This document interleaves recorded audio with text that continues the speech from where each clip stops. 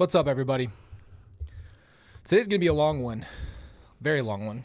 Wow, I feel like the camera's tight. I'm not even in the shot. I was looking at the other side. What's up, guys? It's either the mic is muted or Colby's not in the shot. Whatever. Frick dis. Man, today's going to be a long one. Yesterday I almost had a crash out. I mean, almost is kind of a stretch. It was a crash out. And that's okay, because yesterday was pretty shocking. All right, so we're getting into it today with Zulema. This is going to be a long one. I'm assuming there's going to be a lot of conversations about the stupid group, the seancing, everything. I just have a feeling that that's what we're getting into today. So with that being said, we'll take it for what it is. I know I've been apologizing to you guys for cussing. You guys have said you have no issue with it. I get that. I just like to be, I don't know. I just don't cuss that much in normal life, you know? So I think it's, for me, it's like, I just really don't want to paint the walls. I understand that doesn't offend everybody, but some people obviously are more sensitive to it, and I get that. And I used to be that way too. I think I've just started getting a little unhinged lately. So we're just gonna jump in because we gotta get going. It is a very long one today, so I know you guys might be jumping in and out. It's 4 hours and 9 minutes, which means there's probably tons of recordings, all kinds of stuff. But yesterday really threw me through a loop. Luckily, I had therapy at 4 o'clock after yesterday, so a lot of stuff was already worked out just yesterday, which is great. And that's a good place to kind of just compartmentalize everything. And yeah. So let's get to it. We got to get started, and let me know if sound is good. It's good to see all of you. And yeah, we got a long day today, so let's get to it. Thank you. All right. The court will note now the witness has been sworn. Before we begin with any testimony, I am going to inquire, Ms. Pastenes, because this trial has been live streamed and available fairly easily to observe online and also open to the public, I'm asking you whether or not you have watched any of the trial or anyone's testimony given during the trial. No, I have not. Okay. Have you talked to anybody else about testimony they've given in trial? No, I have not. Okay. Thank you for your responses. Ms. Blake, if I forgot to say, weenus do. Okay, let's get to it. you'd like to inquire on direct, you may do so. Thank you, Your Honor. Will you please spell your name for the record? My first name is Zulema, spelled Zulema. Last name Pastenes, Pastenes. Not YouTube And Ms. making it Pastenes, do you freaking know- penis. It's not her name. Her name is not Zoomy Penis. Her name is Pastenes, but that's just too much. Know an individual named Lori Vallow. Yes. How do you know her? I met her in 2018 at a meeting and at Melanie Gibbs' house. So you knew Melanie Gibb prior to meeting Lori? Yes. And do you know approximately when that would have been, what year?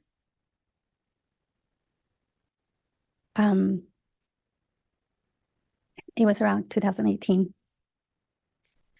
Sometime shortly after meeting Lori, did you end up traveling to a conference in St. George, Utah? Yes. And was that in October of 2018? Yes. Do you know an individual named Alex Cox? Yes. And how did you meet him? I met him at Lori's house in November of 2018 after a conference. And how about Chad Daybell? Oh boy. I met him at a conference in Mesa in. Do you want to know what's so weird? Real quick, I just want to say this for all of our group that's been here. It's so weird because it's hard not to laugh when it's funny, but this is like such an emotional roller coaster to watch, right? There's so many shocking moments. There's so many things I didn't know, so much detail added into what was really going on behind the scenes. And then on top of it, there's so many random things that are funny, and court's not supposed to be funny, but watching it with you guys allows me to feel freed up enough to kind of just react to whatever's on screen or happening. So yeah, I just wanted to say that. I just really enjoy having our group. I really feel like we're just like a family just watching all this together. So appreciate you guys a lot. Summer of 2018. When you met Chad in the summer of 2018, did you end up staying in contact with him at that time? No. And after meeting Lori in 2018, did you stay in touch with her? Yes, it was a brief contact at first, and then after the St. George conference, then we started having more of a friendship. And in regards to that St. George conference, did you travel there with Lori? Yes, Were there some other women with you in the vehicle? yes. Do you recall who they were? It was Michelle, and then another lady that I don't remember her name, Melanie Gibb, Lori, and I. Do you recall being present when Lori and Chad met? Yes, I was there. Oh, Did you make boy. any observations of the two of them together during that conference? Yes, at first it was just they were just talking to each other, but then Lori was really being flirtatious towards him. Oh and gosh, he- right off the bat, Lori, what did you see? You saw him in his current state and were like, "Oh, Mr. Chad Daybell." And he goes, "Oh, well, I forgot to tell you, we've been married before." it appeared that she was really putting on the moves on him. Did Chad seem receptive to that? Hell yeah, he was. Yes, because he was very giggly and laughing. Stop. You just see this dude just freaking like freaking Peter Griffin, bro. That's why I called him that. Didn't even know this part. A lot with her. I gotta zoom this out because apparently I'm getting chopped. Were you aware if Lori was married? Oh, Yes, I knew she was married. And did you know whether or not Chad was married at that time? that's too tight. I knew he was married. Maybe I gotta scoot back. Did you also travel home from the conference with Lori? Yes, I did. Do you recall her saying anything on the drive home? Yes, she was driving on the way back, and Melanie Gibb and I were in the back seat, and she asked us to search the scriptures for certain things. The first things that she had us research was anything to do with James the Less, and then she also had us research a scripture, and that was Doctrine and Covenants 77:11, and she had us read it out loud for her. At that time, did you learn the significance of the James the Less? Not at that time. She didn't expand on that So Melanie Gibb asked them to do this research? time. At some point later, did you learn the significance of that? Yes, Lori said that Chad had told her that in a Judge, I'm going to object at this point. Calls for hearsay. Your Honor, it's a conspirator. World. sorry, I lost my train of thought. And I had asked you if at some point later you learned the significance of the James the Less. Thank you. Yes, Lori said Chad had told her previous lives, and in a previous life, she had been, they had been married, and he was James the Less, who was one of Jesus's disciples, and that she was his wife, and her name in that life was Helena. Helena. No. But that's serious. Helena? You mean Elena? And in regards to the other scripture reference, the D and C, did you ever learn the significance of that? Yeah, it was in regards of the gathering of the 144,000, and Chad had told her that they were the angels that were supposed to gather the 144,000. And when you say Chad told her they, is the they referring to Chad and Lori? Correct. And then you talked about meeting Alex Cox at a conference in November of 2018 in Arizona. Yes, Was Chad also present at that conference? yes, Was Lori present? yes. Was there any other activity or get together held around that time?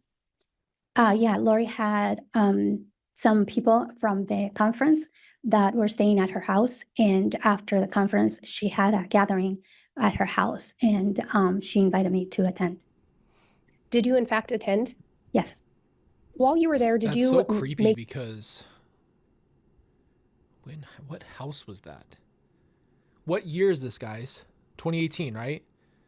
So they were only in the house that Kelsey and I got married in for a very short time. No, that's a lie. They moved into that house in the end of 2017, early 2018, which is why we switched over to having that wedding there. They lived in the same house. So yeah, that makes sense. So we were in the house that we got married in, which if you guys don't know, obviously I'm sure you haven't seen the house, but it's a huge house. And the crazy thing is like, you could easily fit a lot of people in there. I mean, I would consider that a mansion for sure. Any observations of Chad and Lori together? The three of us went outside to the backyard together, and at one time, Lori started playing basketball, and There's a basketball court in the backyard. Asked Chad to play basketball with her. It was very uncomfortable for me, so I felt like a third wheel. So I said that I was going to go inside the house, and Chad said that he was going to go inside the house with me. And Lori said, "Why are you going inside? Are you scared of me?" Do I really have to hear them flirting? So actually, Lori came on to Chad. My gosh, dang, bro. Oh man, I'm not gonna go at people's looks, but I don't understand. You can't even compare Charles and Chad. It's not. It's just, let's just be as honest as we can. And beauty's in the eye of the beholder. But man, gosh dang, bro. Come on. And you said you felt like a third wheel in that situation. Yes. At some point during that meeting, were you Oh, you scared me? I'd have dunked on your ass. given a blessing? Yes. Who gave you the blessing? Chad. Who was present in the room where he gave you the blessing? Chad, Lori, and I. Do you recall getting that blessing? Yes, I do. Was there anything different about that blessing than what you were used to? Yeah, usually when we receive a blessing, it is tailored to the specific need that you may have at that time. For example, if I was ill, the blessing will be for healing or strength to go through the illness. This blessing was different. It was almost as if Chad was looking into the future for me, and he was telling me how special of a person I was, and how many gifts I had, and all the things that I was going to do in the future. So it was very, very different than what I was used to. And it sounds like talked about your future and how special you were. Was it pretty praising of you? Yeah, there was a lot of praise during the blessing. At some point during that gathering at Lori's house. So real quick, just because I know I want to stay on topic with her, but I do think what attracted Lori to Chad was spiritual understanding. Like their realm of fake realm was why I think she wanted him so badly. And it's because she had always converted her husbands to be LDS. So she had never met one person who was already prior LDS.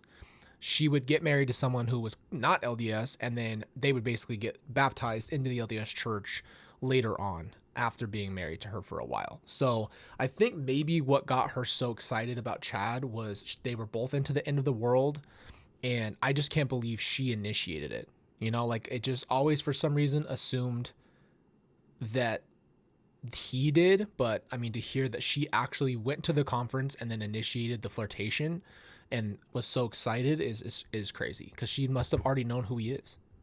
Do you recall Chad teaching, providing any teachings to the people that were at Lori's residence? Yeah. So at one point, a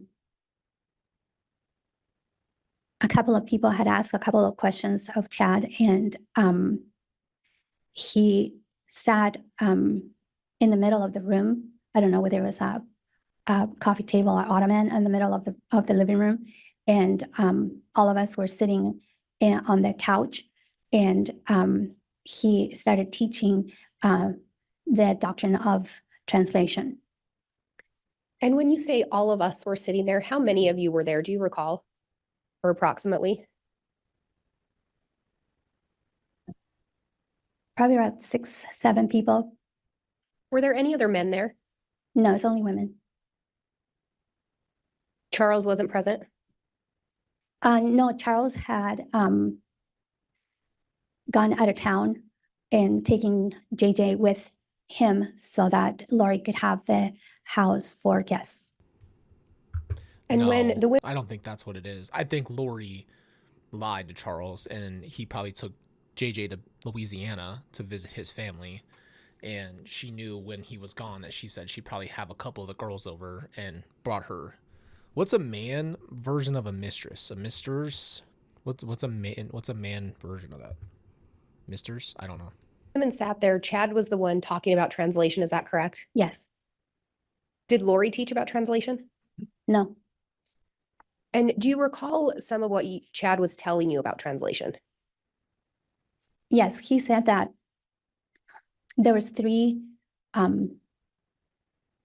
were three phases to translation. The first was I forgot that there's a lot of ums. Do you remember that from when we listened to her in Lori's? She says about 1,000 times. So for 4 hours, we're gonna hear that. Just saying. I'm sorry, I can't remember it correctly, but it was something like there was a physical part, there was a spiritual part, and the third part I can't remember. And then he said that each one of the parts you went up on vibration and percentages, in that at each time when you hit 100, then you would move on to the next phase and on to the next phase. So stupid. You guys really believed that you just kept leveling up like a Saiyan. Okay. Are we talking about Dragon Ball Z here? Or power levels? Upgrading, get to a level 100, now you're in level 2. It's like a video game to this guy. Had you ever heard translation taught in that way? No, never. At that point in time, were you open to the idea? Yeah, I was open to it. Do you recall seeing Chad again in November around that same time?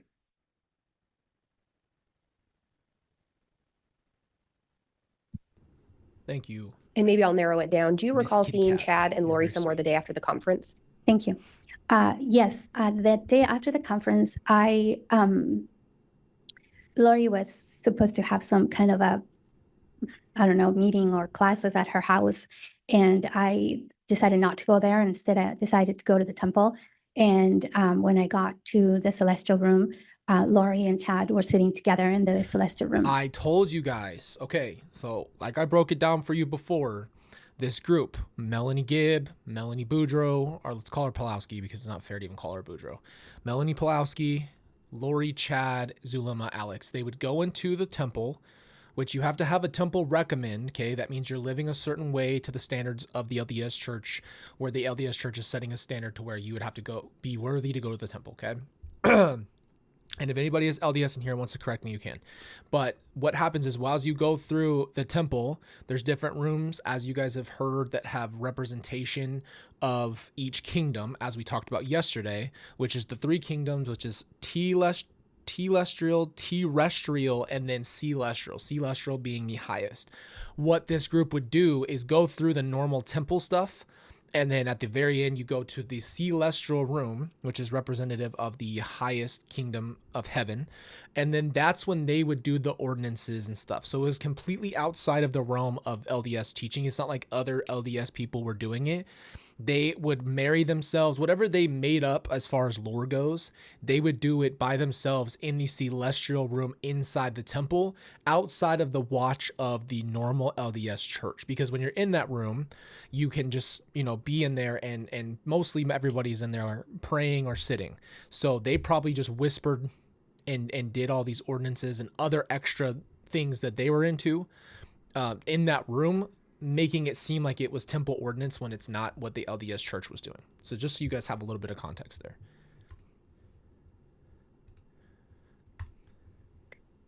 Did either of them say anything to you at that time?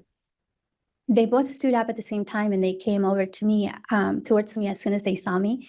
And Lori said to me not to tell anyone that I had seen them there. he said, please don't tell anybody that we are here. Later in 2018, do you recall going to Melanie Gibbs' home and having Chad and Lori be there? Yeah, there was Lori and Here comes Gibb. and Gib had We already know if Gibbs even mentioned Pryor's ears are just. started a podcast, I believe, and Chad was going to be a guest for their podcast on that day. And I said later in 2018. Do you recall? Was it early 2019 or later in 2018? Do you recall? I don't recall when it was. But sometime after November of 2018. Yes, it was after the conference. And would it be fair to say that it was before February of 2019? Judge, Correct. this is becoming leading objection. Okay, well, it was untimely, but it was leading, Ms. Blake. So at that podcast at Gibbs' house, Chad and Lori were present, you said? Yes. Did anything happen after the podcast? Yeah, Chad said that he wanted us to go to lunch because he had some information to give me during the lunch. And did you in fact go to lunch? Yes, I did. Who else was present at the lunch? Lori, Gib, Chad, and I. Gib. I like how Did it's Chad Gib end up now. telling you anything at that time? Not at the time. For some reason, Lori and Chad didn't want Gib to hear what he had to say to me. So during the lunch, he said that he had some things that he wanted to share with me and that he would call me later to let me know what that was. And did you in fact talk to him later? Yes, And did he share something with you? yes. And can you tell me a little bit about what he shared with you? He told me that he was able to read people's past lives and he wanted to give me, I guess it was like a reading of what my past lives were. And so he gave me all the times that I had been upon the earth before. He told me who I was, about when it had been. And then he also gave me a rating of, I think it was something like a 4.2 light or something similar to that.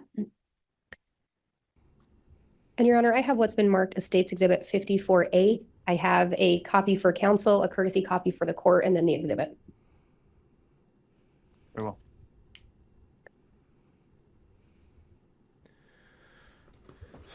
Yeah, he makes it all up. That's what I'm saying. Like, oh, whoa, hey. And may I have the witness shown the exhibit? You may. I thought he was running up on me. He got way too close to me. I still Ms. like him, though. Pastenes, do you recognize this? Yes, Is this something that you created? yes. Did you create this sometime after Chad had talked to you about? I don't remember the ranking system, but I'm pretty sure the highest their system went was 5, right? I don't remember. I'd have to see the chart again. We did a video on it on the channel before where we went through it on the PowerPoint and kind of read through it. I don't think anybody was higher than Lori or Chad, of course, the leaders of the cult. But I think they were 5.0s, whatever that means. So The prior lives. Yes, this was something similar to what he had given me on that day. This is what Lori and Chad were teaching in regards to creations. And I'm going to stop you just briefly, Your Honor. I'm going to move for admission of State's Exhibit 54A. Any objection? Judge, I guess for demonstrative purposes, it's fine. Ms. Blake? Are you moving to admit for demonstrative purposes? No, I'm moving to admit as an exhibit. Ms. Pastenes has said she created this based off the teachings of Chad and Lori. All right, so it's not being offered demonstrative, just as an exhibit, so any objection on that? No, Judge, if it's understood that she created this, I'm fine with that. Very well. The exhibit 54A is admitted. And Your Honor, permission to publish, please. You may publish.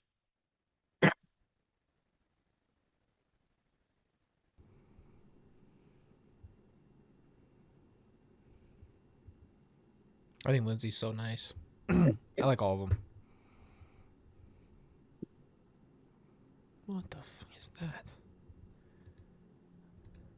Hold on. It's so hard to really see it even on. And Ms. either Pastenes, I screen. apologize. I cut you off there. I think you were starting to explain what we were seeing Put it here. over, Can Chad. you please do Okay. so? No one needs to see him. Um, Believer. Oh, I gotta look at my screen a little tighter. Believer of Jesus is the little pointy circle. The mid circle has nothing in it. And then something lowest. I can't read that. That's just gibberish on that left side. This whole thing, I genuinely can't read that. Earth, lowest, darkest is what this says. What does that say? I can't see what that says. All right. This is how nonsensical this stupid crap is, bro. so Chad and Lori were teaching that in one realm of creations, there could be 5 different worlds to which one person could come to. So on this one, for example, it shows that there is one realm and one realm of creations on the left-hand side. And as you can see, it has 5 circles. So each one of those ones would be a world. And to the left, I have a arrow showing the spirit world. And one person could come to any of these worlds. And he had said that I had come to the 3rd world within this creation This 5 times, to the 4th. directed by James Cameron, because that is how much of a random this isn't. How do you believe this? And then this crude picture is how you come on, bro. Come on. I can't even follow what she's saying, to be honest with you. I wish I understood even the slightest, but I don't. World had come 4 times, and to the 5th world, which will be the earth, which was also the lowest and the darkest of the worlds within this creation, that I had come to this earth 4 times. And I also see a note there, Brother H.F. Jesus. Could you explain what that was? Yeah, one time Chad had said that he was the brother of Heavenly Father and Jesus, and that in another creation, So he's literally God. The brother of Jesus, by the way, would be, there's no brother of Jesus, but he's God's brother. So he's God, family, royalty. I got something for you guys. Okay. Stupid. Yes. Normal. Here you go. That's where they're from. These 2 planets. Stupid and ass. That is how much lore they've built into this. They are willing to take lives based off of this lore, just so we're all clear. he had been the Holy Ghost. Chad's the Holy And I also Ghost? see a circle there with the word limbo. When did Chad say he was the Holy Ghost? Oh my word. Could you explain what that represents? Later on, they started teaching that a person could become, let me back up. When a person passes away, that there was a small time where the body is still a viable body, and it could be occupied by a dark spirit or a demon, and that because the What is the difference between a dark spirit and a demon? Tell me that. body no longer had the spirit that was originally there, but it was being occupied by a demon, that then that spirit could not move to the spirit world, that it would go into a limbo. So the original spirit occupying the body would go to limbo. Correct. And when you say they were teaching, who is the they? Chad and Lori.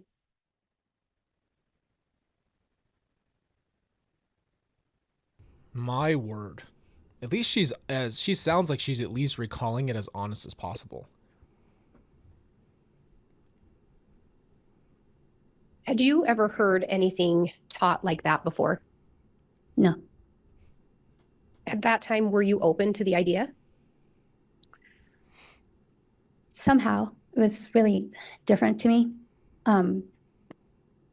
I've never heard anything like that before. I was Remember sort of how I open to- brought that? That's up in one of our videos on the channel when we talked about their belief system. I tried to explain to you guys.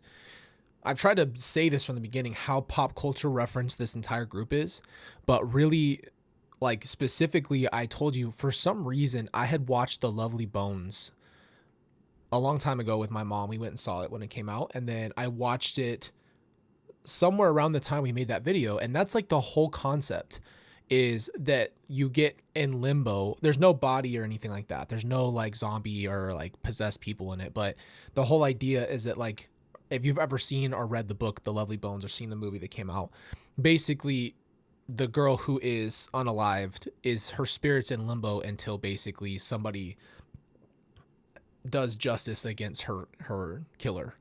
And so that's where I'm wondering, like, where did this limbo idea come from? Because that's really weird. Like, if you thought that some demon took over the body but kicked the original host out, why would they be in limbo? That would technically mean that they were dead. So it's even makes less sense, because why would they be in limbo after? do it.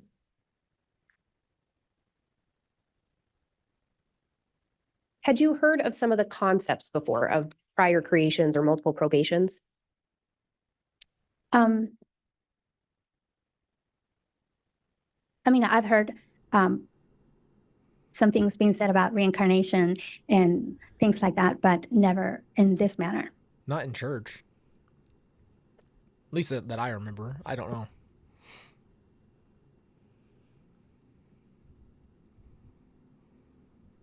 Your Honor, I have what's been marked as State's Exhibit 54. Again, I have a courtesy copy for Your Honor, the exhibit, and a copy for counsel.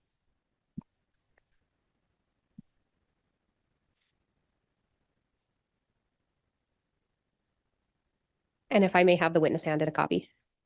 You may. He keeps coming up real close to me. And Ms. Pastenes, can you please just look through those pages? I'm gonna skip this. We got a long way to go. Do these contain information provided to you by Chad and Lori? Yes. So would you have started putting this in sometime after having met Chad and Lori? Yes.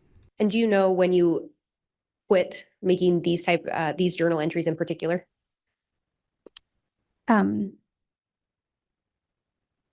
This journal was probably finished around 2019. Thank you. And Your Honor, I would move for admission of State's Exhibit 54. Any objection? Foundation judge, 2019 is a long year. I should be afforded some. Of foundation, it's a long year, 2019. Opportunity as to when these entries were made. All right, response, Ms. Blake? Your Honor, Ms. Pastenes has identified them as her journal entries. She's indicated they would have been made in the year 2019. I think that is sufficient foundation for purposes of identifying the document and substantiating it. All right, the court's considered the objection and the response. I am going to overrule the objection and permit the Let's go. Such a great admission judge. of Exhibit 54 based on foundation laid by the witness.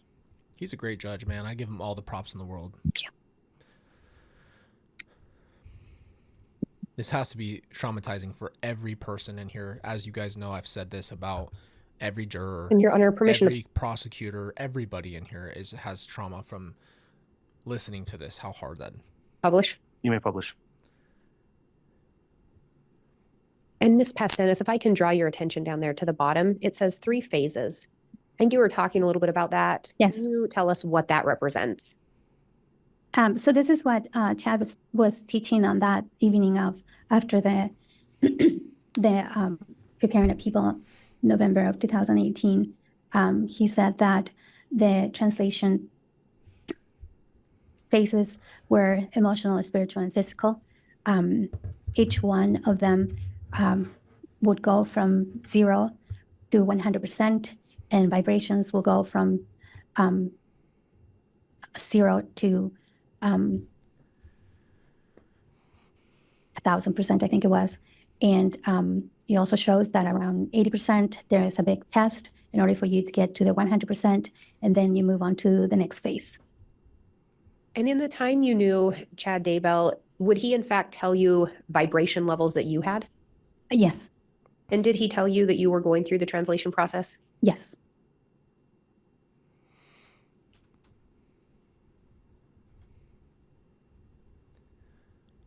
Oh, I'll not say anything.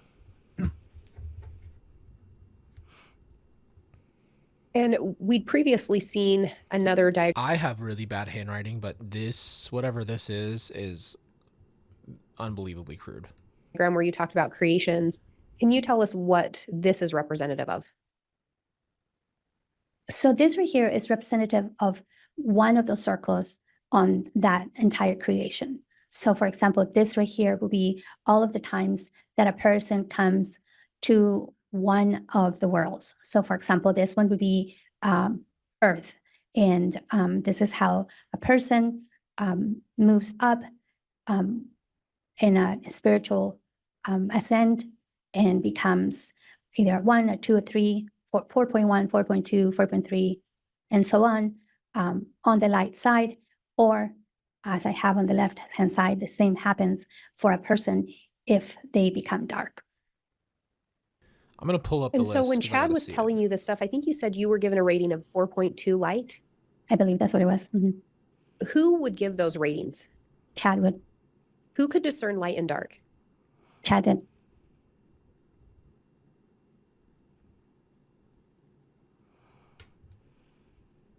Here it is. And Your Honor, may I hold on to this All exhibit? right, I let's intend to get publish through a it few real more. quick, just so we have some context. I don't think you guys can see this because of the green screen, possibly.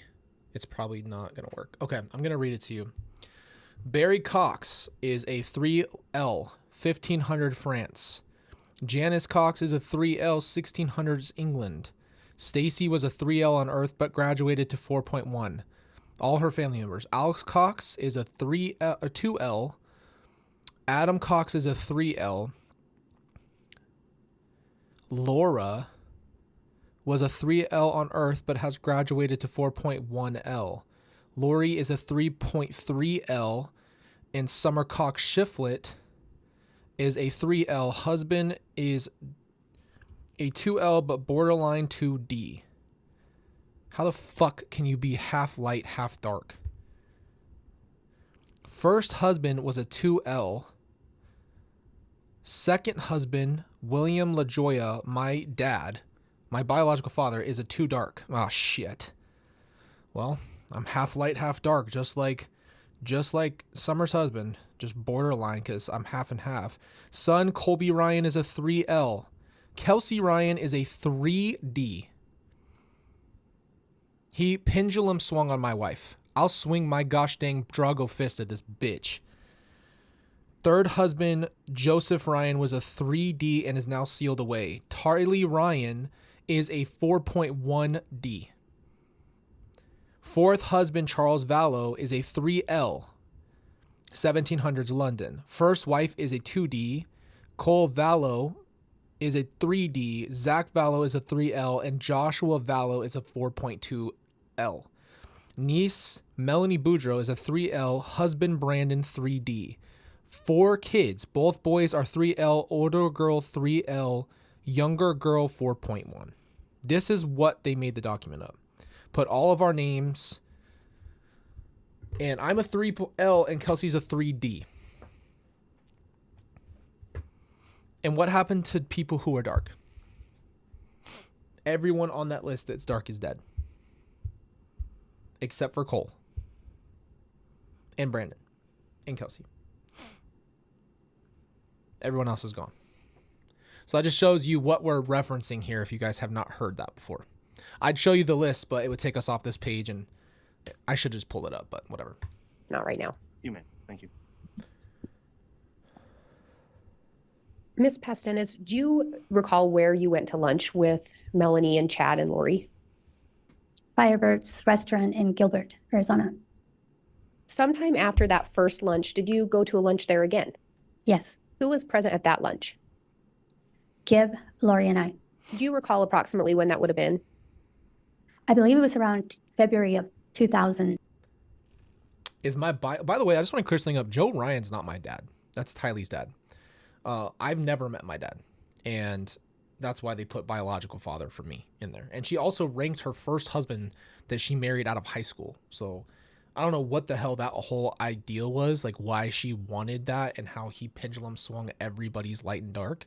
But you see how sick it is. 19. At some point, did Lori end up leaving Arizona? Yes, Do you recall approximately when she left Arizona? it was after that lunch. So probably February, March. And Chad was not present during that lunch, is that correct? Correct. He was not there. During that lunch, did Lori start telling you anything? Yes, she made a diagram similar to the one that I had written down, and she went over the creations and the worlds, and also the ratings of people. And Your Honor, I have what's been marked as State's Exhibit 54B. Is my bio dad deceased? No, not that I know of. I don't think he's gone. I have a copy for the court, counsel, and a courtesy copy for Your Honor.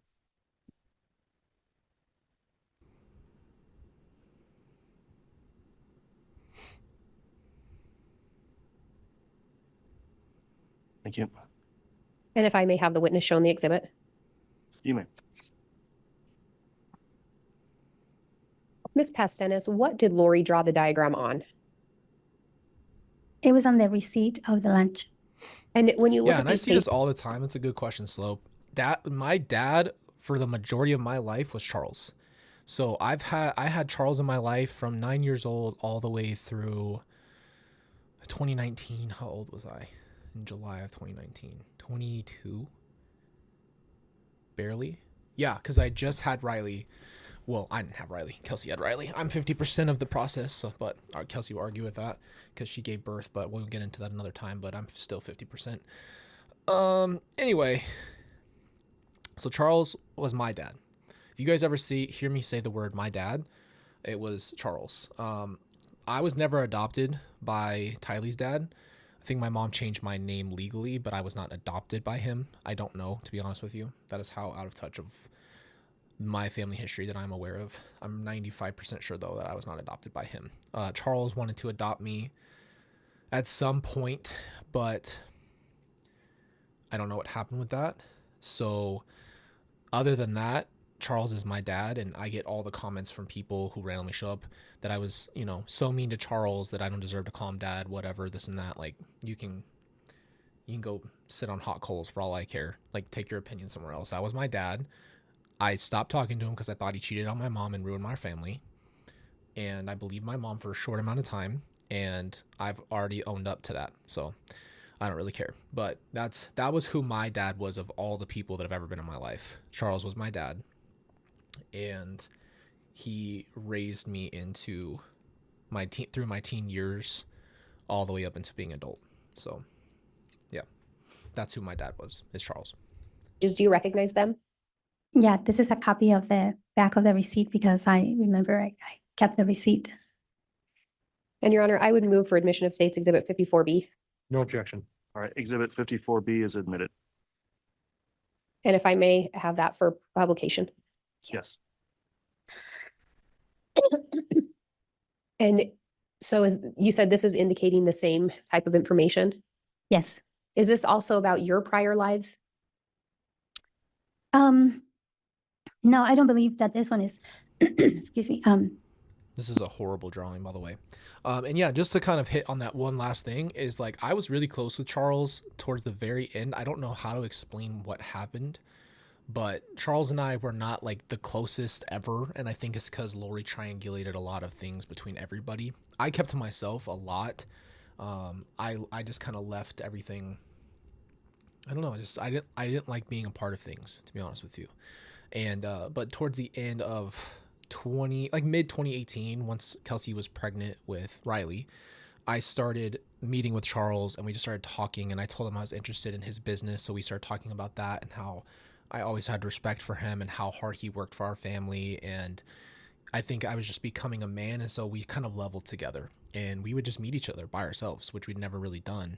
And I had the same thing with him and Tylee, which I think is just the things I hold on to for the rest of my life, is just the special bonding time with them separately, like right before everything really happened, within, you know, a year of it happening. So yeah, but I mean, I get people all the time who jump in our chats or jump on our videos and say stuff about me not being able to claim Charles as my father, and I just, whatever, I don't care what you think. This one has to do again with the eternal rounds up on the top. The five worlds that one can come to. And on the bottom part is how Chad used to rate people on whether they were light or dark. So you become a 1. So we're reading from the bottom up. You become a 1 when you're in the spirit world. And then you become a 2 when you are born for the first time. And then you become a 3 when you come again, and so on and so forth. And then she put the numbers of people that would be a 2. Can you imagine having to be born over and over and over, and then you have to go through puberty and life and die and then come back? Just a never-ending cycle. For what purpose? Like, that's my question at the end of the day. Why would you have to come back so many times? Like, why would your spirit be so important that you'd have to just keep regenerating? Or a 3, and so on and so forth upon the earth currently. So for example, there's I think it says billions of 2s, billions of 3. Only 1,200 people are 4.1 light, 4.1 light, excuse me. There's only 7,000 4.2. There is only 700 4.3. And then there would be only 1/6 light, or only one person that is 6 dark on the opposite side.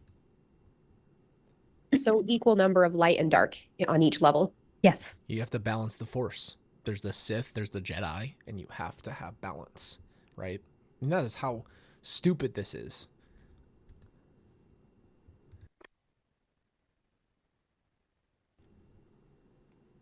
And then this was also part of that same receipt. Yes. And can you tell us what this is depicting? So she, Lori at this time started explaining that they were councils. And so at the top would be Heavenly Father, Jesus Christ. Then right after that, there will be a council of 12, a council of 24, a council of 48, and then so on and so forth. It's a lot of councils. And do you know where Lori was getting her information? All of this was being given to her by Chad. He had so much time on his And hands. when we talked about those different creations, did Chad ever talk to you about the term exalted? Yes. And what did Chad explain to you when it came to being exalted? So exaltation means that you have had a probationary time, and you have become a righteous person, spiritually minded, and that you are, through the atonement of Jesus Christ, you are exalted. That means that you have earned or have a place in a celestial realm.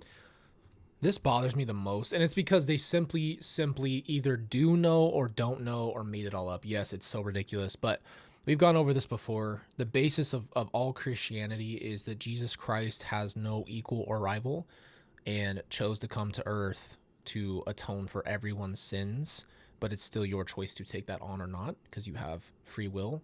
This whole idea to have a brother of Jesus, which is Chad Daybell, that Chad Daybell was the Holy Spirit, but now he's on earth for the 50th time, and now we need another Holy Spirit, is literally the definition of blasphemy, just so we're clear. Like, if you are Christian, which I know that I have not been a great Christian on this channel lately by all the swearing, but whatever. You know, the reality is you cannot read your Bible, right? And get any of this information out of it. And to put yourself in, you know, the Book of Mormon even, or put yourself as an angel or the Holy Spirit or anything, it's just completely made up nonsense. And it should be completely red flags to you. And all these drawings and all these explanations, like, why do you think that this would not be taught to anybody else? But you guys remember, in the interview I did with Lori, she said the Bible's a great book. It's a great book, but this is higher knowledge. This is for people in a very small, as they have their small little group of numbers of people who should have this knowledge. So that's what Lori's claim was, is that the things that she knows is only for like the elite select, which is what we all need to understand. It boils down to one major thing. These are people who hate themselves, who have zero self-esteem, who need to pretend to be more important. And like we talked about with pop culture, the obsession of being the one, and like that's every movie and video game now, right? Like everyone has, you know, you have that one person that's the hero that has this destiny that they didn't know about, and then they find out what that is, and then they go on to do these amazing things. That is the whole pitch of this entire cult, is that they are all in the smallest fraction of human beings that would ever live, that are going to usher in, you know, the most important thing in the world, which is Jesus coming back, and all that stuff. But it really comes down to people with low self-esteem who have severe mental issues, and do not even know anything about the Bible or Jesus or anything to do with it. That's why it's so crazy to listen to Jesus even come into the conversation. And had you heard that type of teaching before? Yes, I have. It is taught in the church that we can become exalted, but the way that Chad was teaching it was different. He was teaching that if you came in another world within that creation, within those 5 worlds, if you came in another world, let's say, for example, when I came in the 4th world 4 times, during that time, I had become exalted.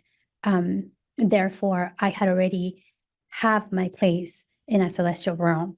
So when I came to this earth this time, I didn't need to go through a probationary time. My place was already there.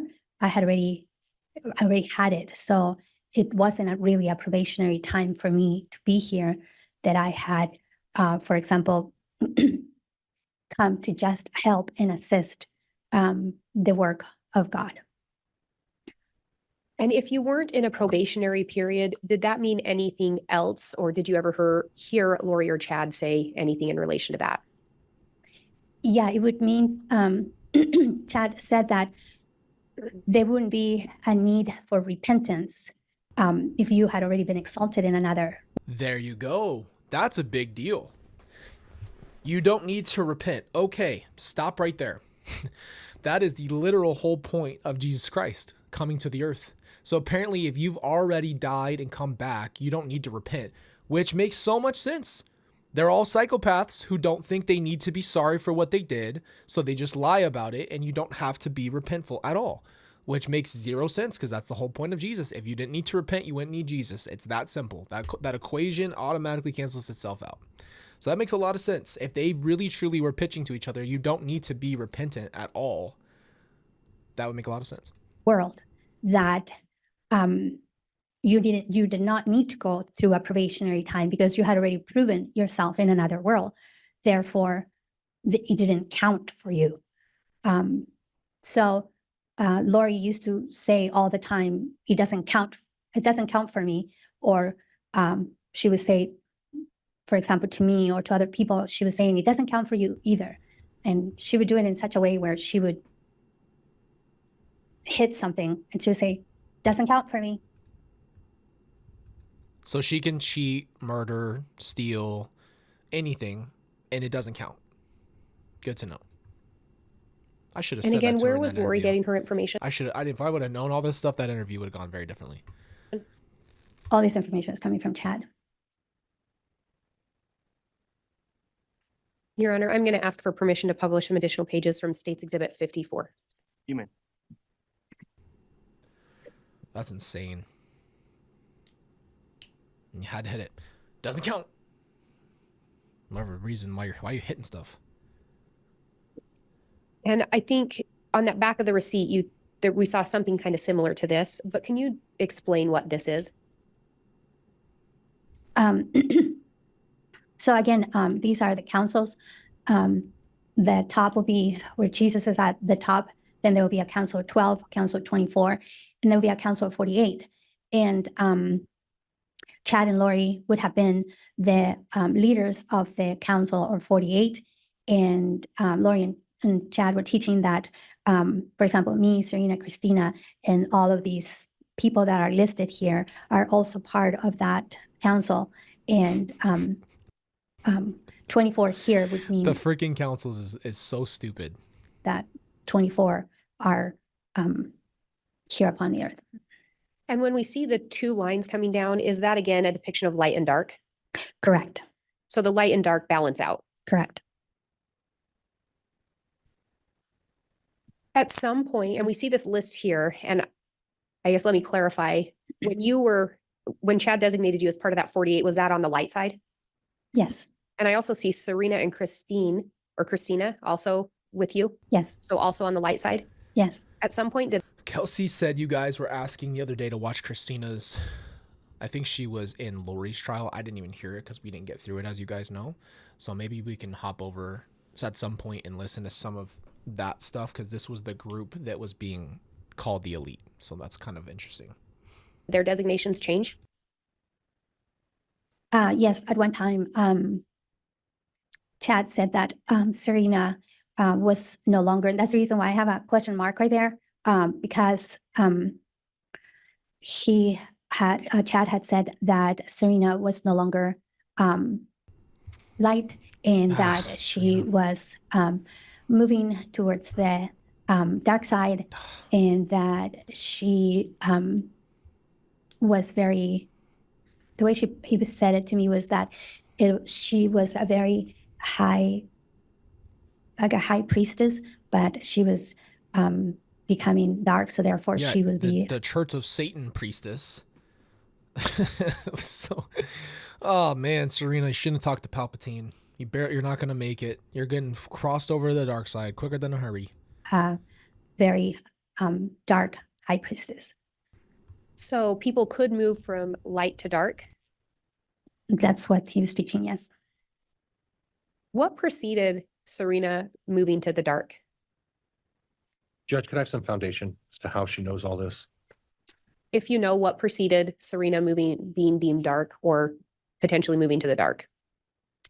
At the time, Chad didn't give any explanation of why Serena was moving towards this. It was a mystery to me at the time.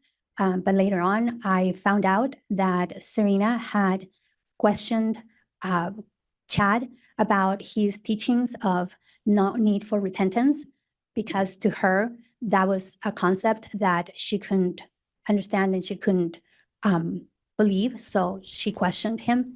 Yeah, And- you should question. It would go against being LDS right off the bat. That is a literal reason Jesus existed. If you even use the name Jesus, it would be so wild to say, well, Jesus died for your sins. He's the only person who lived in flesh and was perfect. And now, just so you know, you don't need repentance. You don't need anything to do with Jesus, basically, because you're already above that. You've already lived through one life. You're already chosen. You're already there. It's a good way to send a lot of people into hell quicker than a hurry. And then he deemed her dark.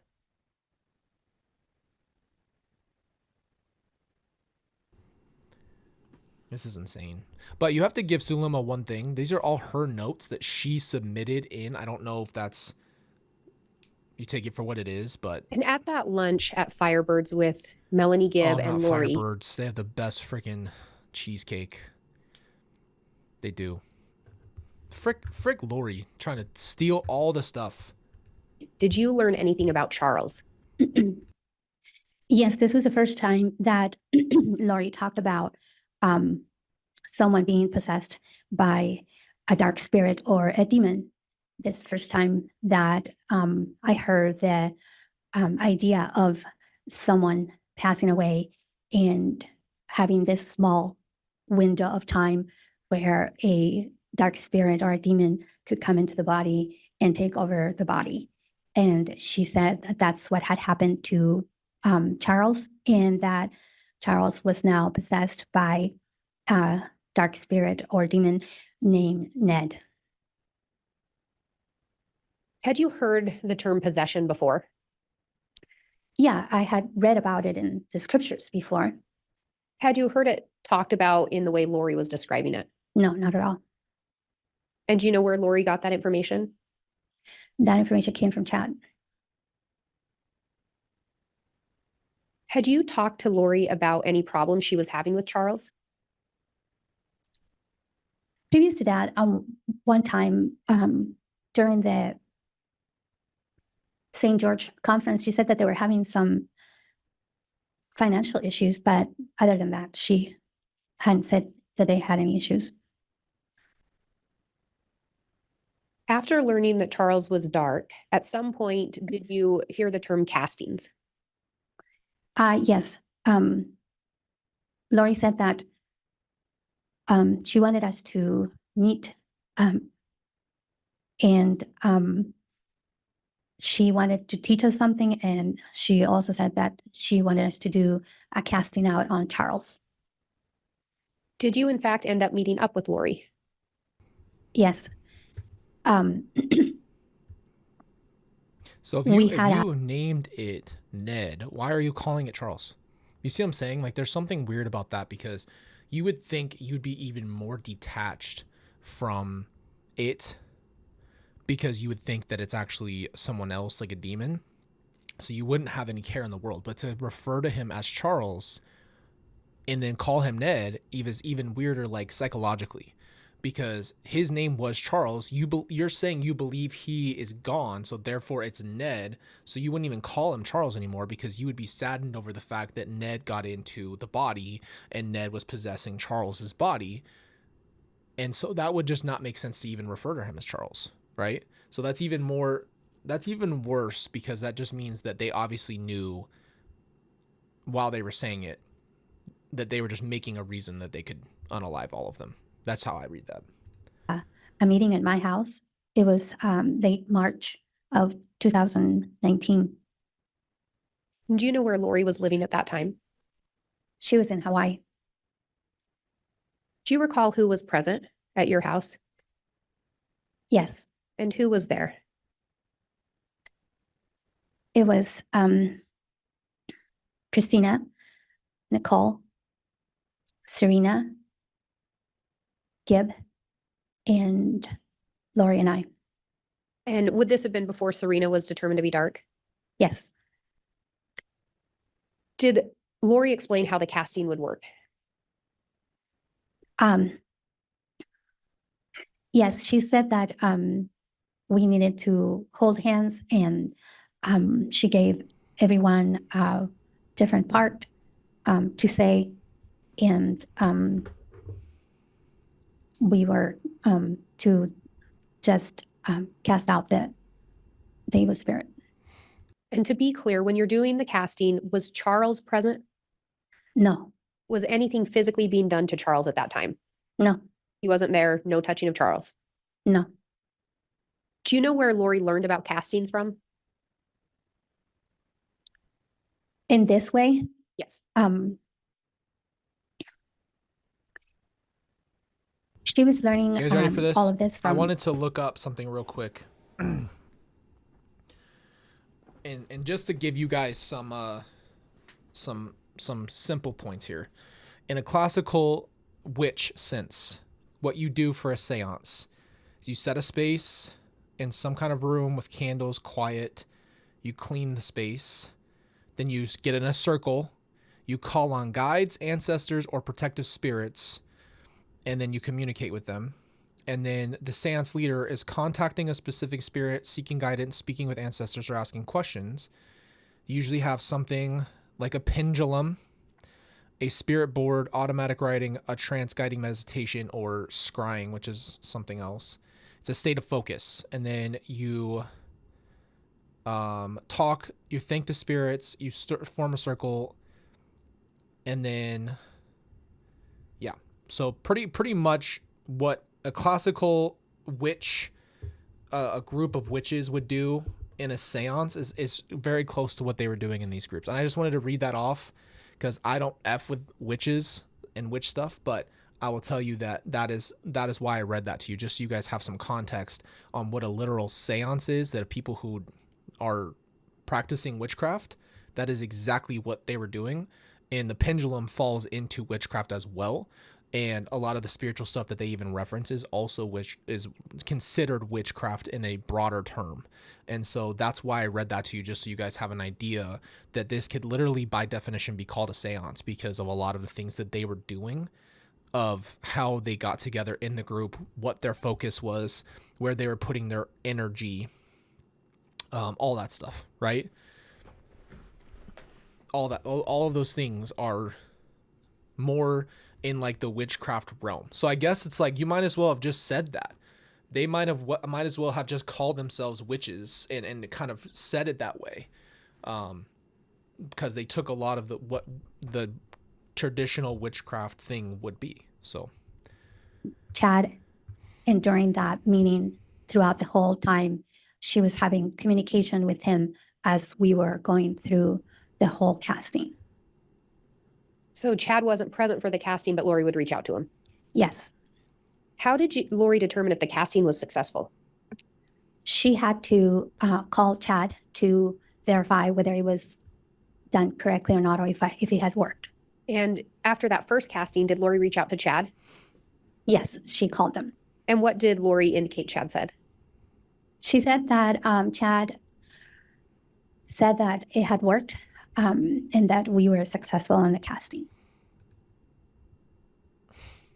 I don't even have words. Did you later learn anything in regards to Charles? Yes, later on, she said that, again, that Ned had been cast out, and we had been successful at casting out, but then another dark spirit had come and taken over Charles's body. This time, the evil spirit's name was Garrett. So we're just going to pretend that it worked. So think about the logic, right? And I'm sorry because I've told you I'm not going to cuss, but I feel that's necessary. So Chad is literally fucking with everybody here. I mean, literally, like, he knows that they're actually calling on the phone to be like, did it work? So he knows he's the literal tip of the pyramid, okay? And when they call, he goes, yeah, it worked. You're good. And then later on in that day, you just make up some new lore and you say, well, it worked, but now Charles has been repossessed by a new spirit because he didn't actually just pass away like they wanted him to, because they thought that that would just be so convenient for them to be able to move on. So that's just what it is. Like, it's absolute insanity. And all he did was mess with them.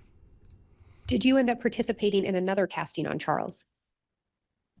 Yes. And do you recall who was at that next casting? It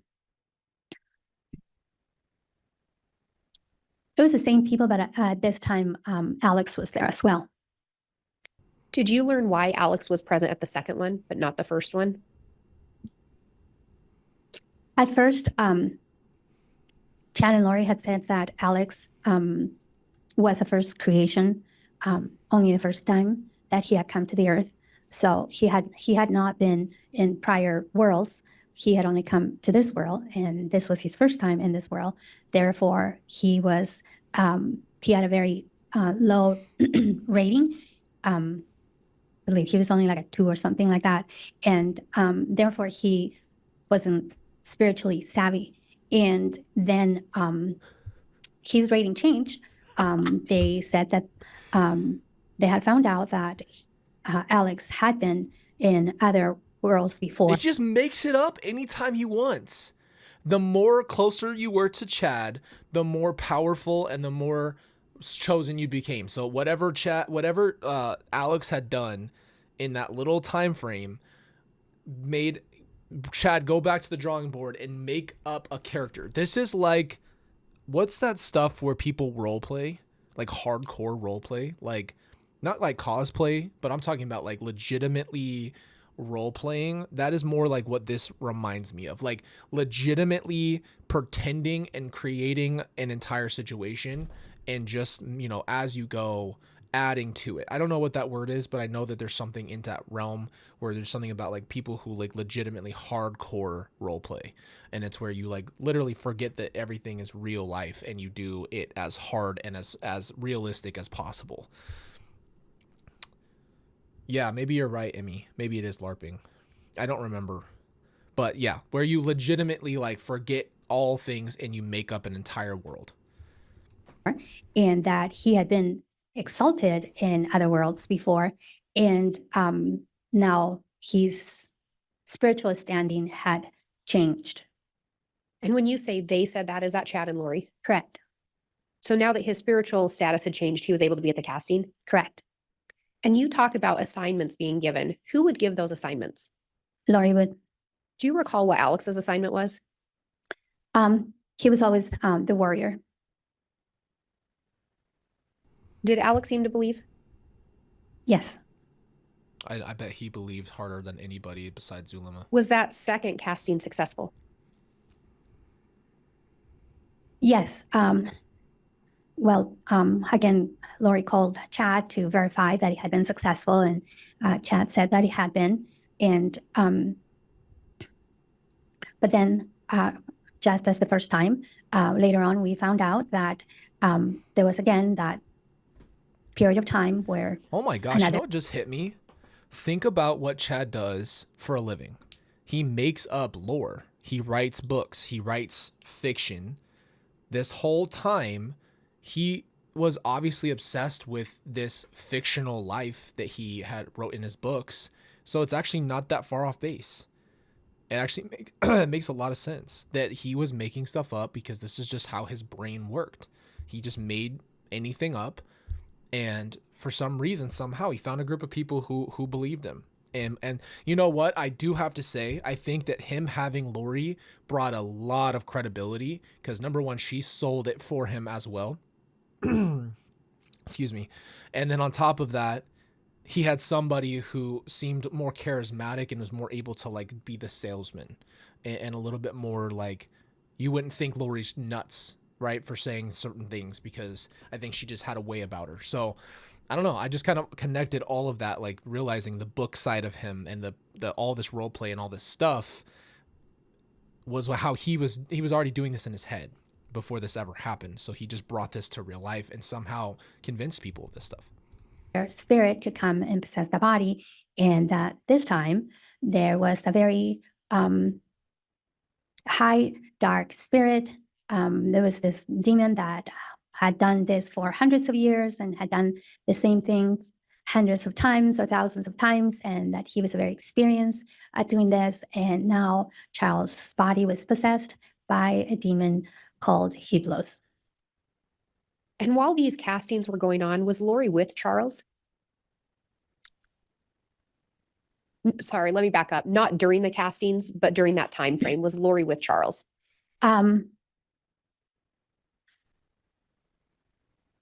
Only when we were doing castings for Hyblos, Lori had moved during their separation. When Lori went to Hawaii, Charles had moved to Texas, and Lori had moved back to Texas with him. Did you ever ask her why she was with him if she thought he was possessed? Well, yeah, it seemed really weird to me that after all the problems that they had and all the fighting that happened and the separation and him being. I do think that Chad and Lori and Alex and Zulema and Melanie Gibb and Melanie Pulowski all do have some serious mental things going on. But at the top of that would be the three main, which would be Chad, Lori, and Alex. I do think there is a mental something really wrong. I don't know if it's developmental, if they just didn't develop into like adults, like something about them just is like like stuck in a child's kind of world. And because of the not just the psychopath tendencies between the three, but also just this whole world, because you have to remember all of this was secret, and so they were making this up. So part of this was part of selling the idea of wanting to be together and all of this lore and stuff, like for Alex specifically to go out and do these things, and for her like controlling the weather. Like when the hell did you see that? When did you see your actual work go through? There's no evidence that you could make the earth shake or do any of that stupid shit. So where, like, at what point is it like a question? You know what I mean? Like, you're just going through word of mouth that your seance worked as well. So there has to be some serious like developmental issues there, where you just don't know the difference between reality and everything else, you know? Possessed or whatever, that she would move over to Texas and go live with him. And what did she tell you when you asked? She said she needed to take care of some finances, of her finances.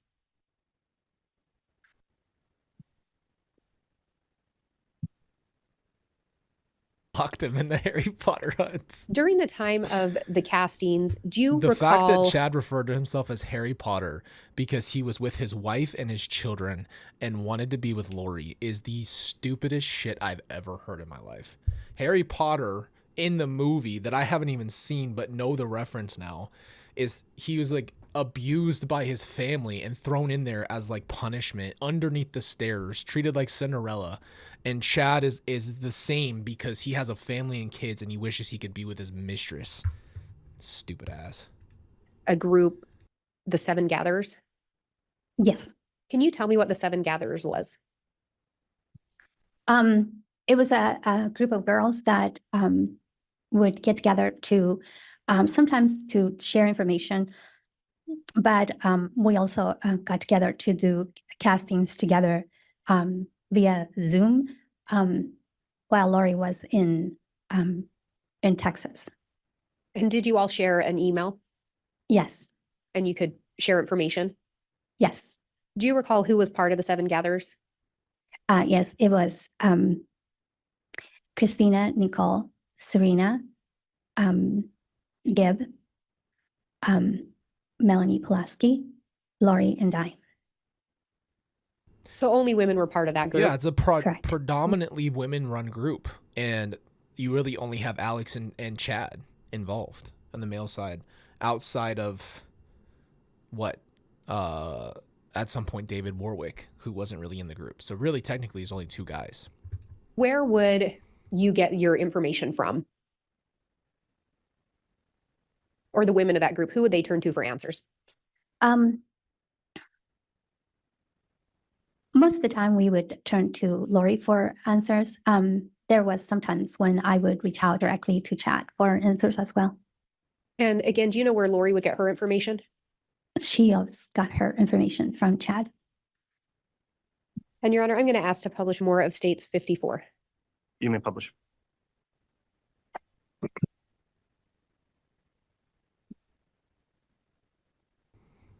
Pryor leaned over to Chad and goes, "We're screwed."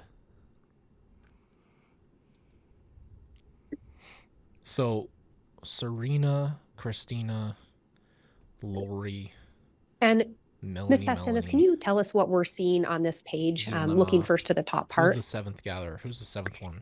Yes, so this would be the order in which a casting would be performed. The first one would be by the order of the priesthood. Then 2 would be the spell and encapsulate, cast out, burn, scorder and sealed. Then the spell, banish, expel, eject, purge, and evict. So was this You know, Jesus didn't have to do that many steps to get somebody out. Just saying. all part of the casting, or was this an order of things that you try first? This was done during the casting.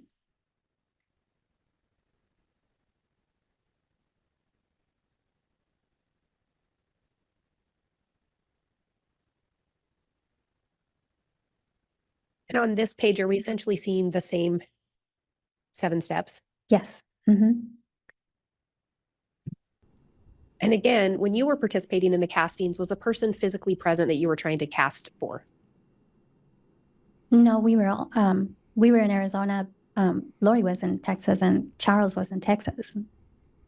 And if a casting was ultimately successful, did you learn what would happen to the body? The body will die.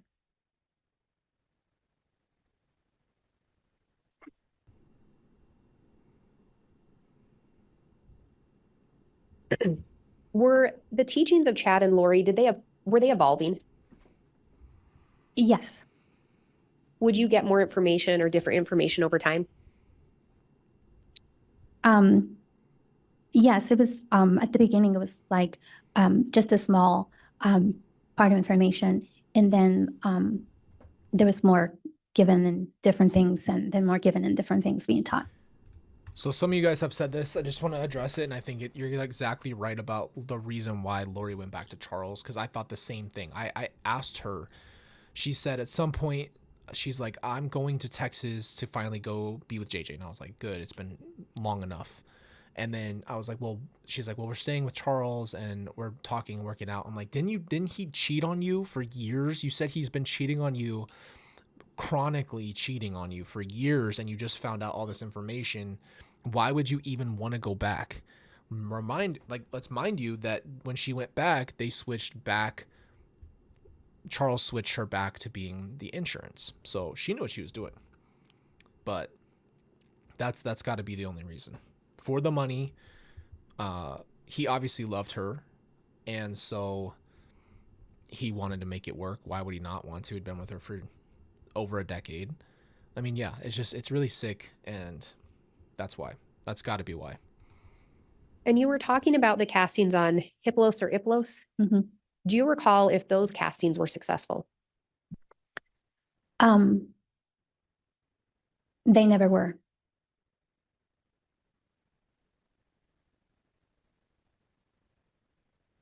Did you end up learning that Charles was killed? Yes. Do you know approximately when Charles was killed? Do you recall? It was July 11th of 2019. Do you recall how you learned of Charles' death? Yes, Lori asked me to come to her house the day after, and that's when she told me. When you saw Lori the day after, how did she seem to you?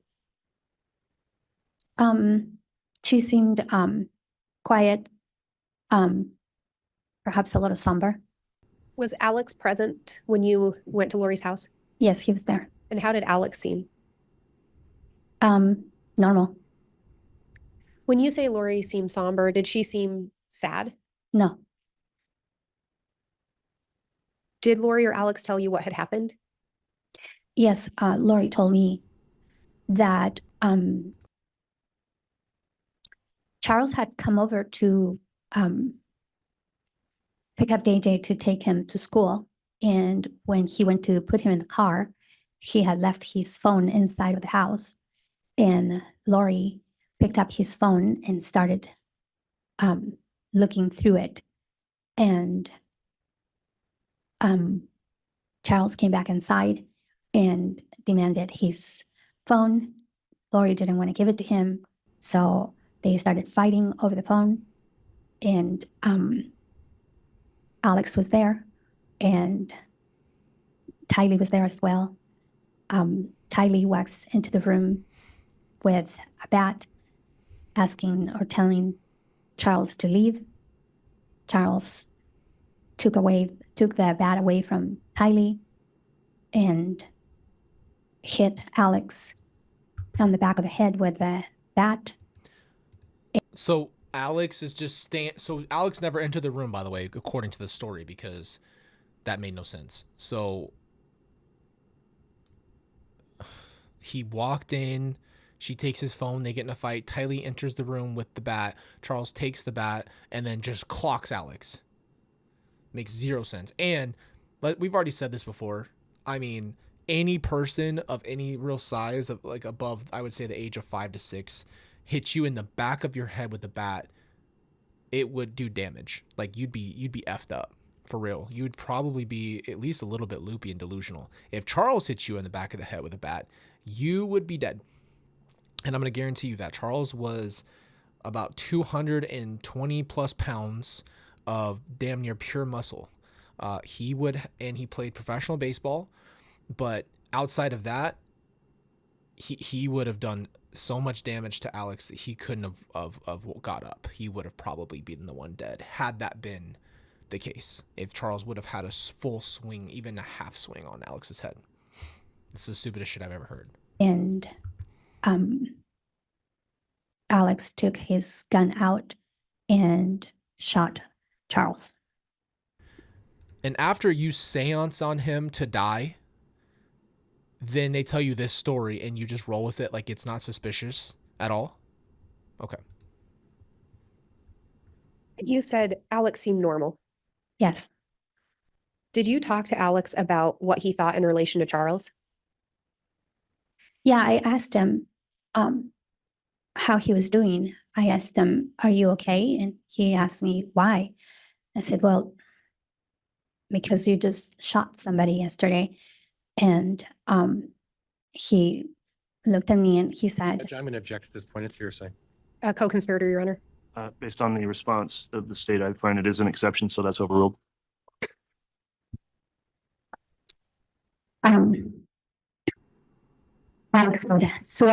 He was a zombie. What? Did Alex seem to truly believe what Chad was telling him? 100%. Do you recall seeing Chad that next month or in August of 2019? Yes. And where was Chad when you saw him? He came to Arizona and he came to Lori's house and he was staying there. And did you have an opportunity to observe he and Lori together? Yes. And how did they seem? They were physically romantic. They were holding hands. She was sitting on his lap. They were hugging and touching each other like girlfriend and boyfriend. Had you ever seen them that physical with each other before? This was the first time. Do you know if Tammy was still alive? Tammy was still alive. Did you ask Chad about that at all? Yeah, I asked because he was still married and I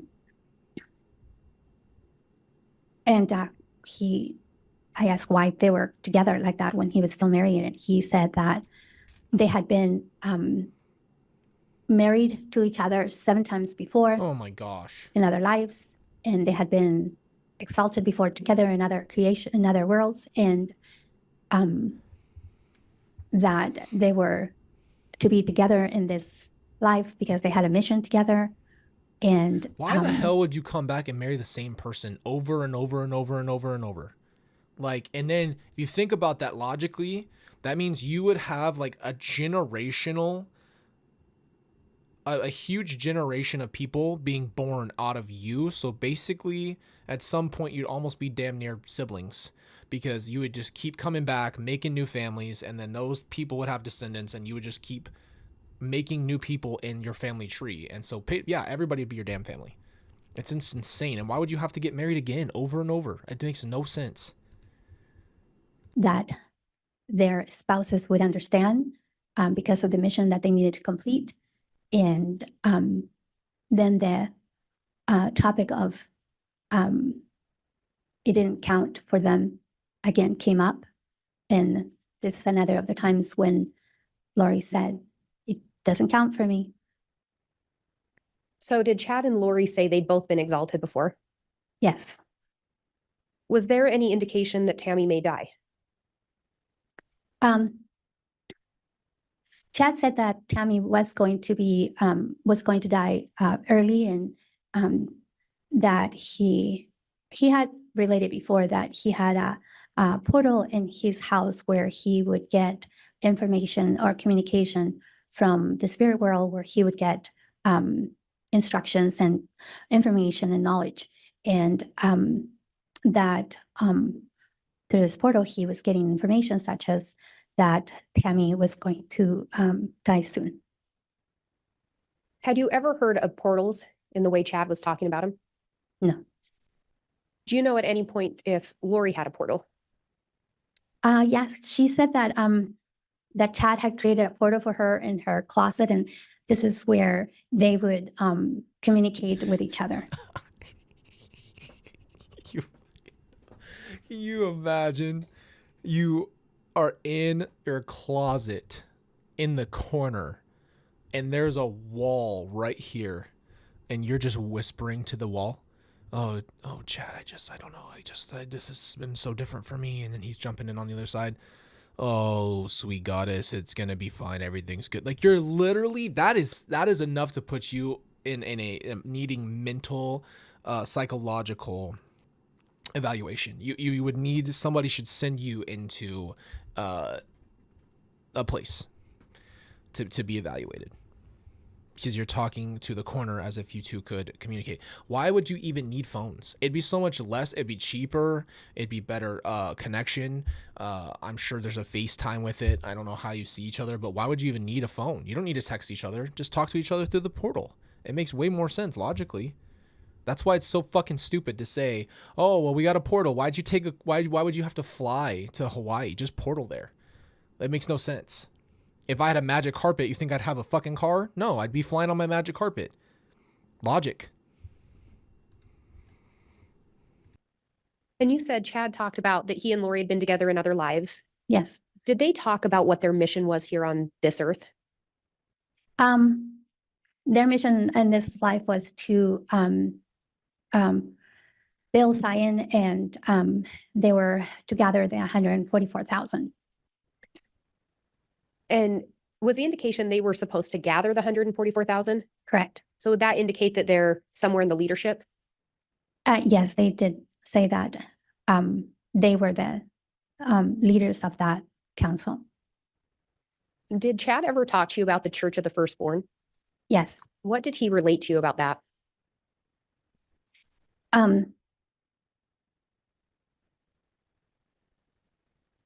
So he said that he was the head of the Church of the Firstborn, and that he was the one who was gathering those who belonged to that church.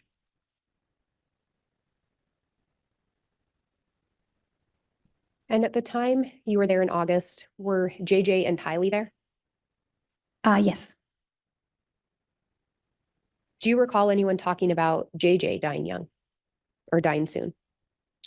Yeah, during this meeting, Chad said that JJ was going to die young, that he was probably going to die soon, and that he was going to come right back to Earth as Colby's son.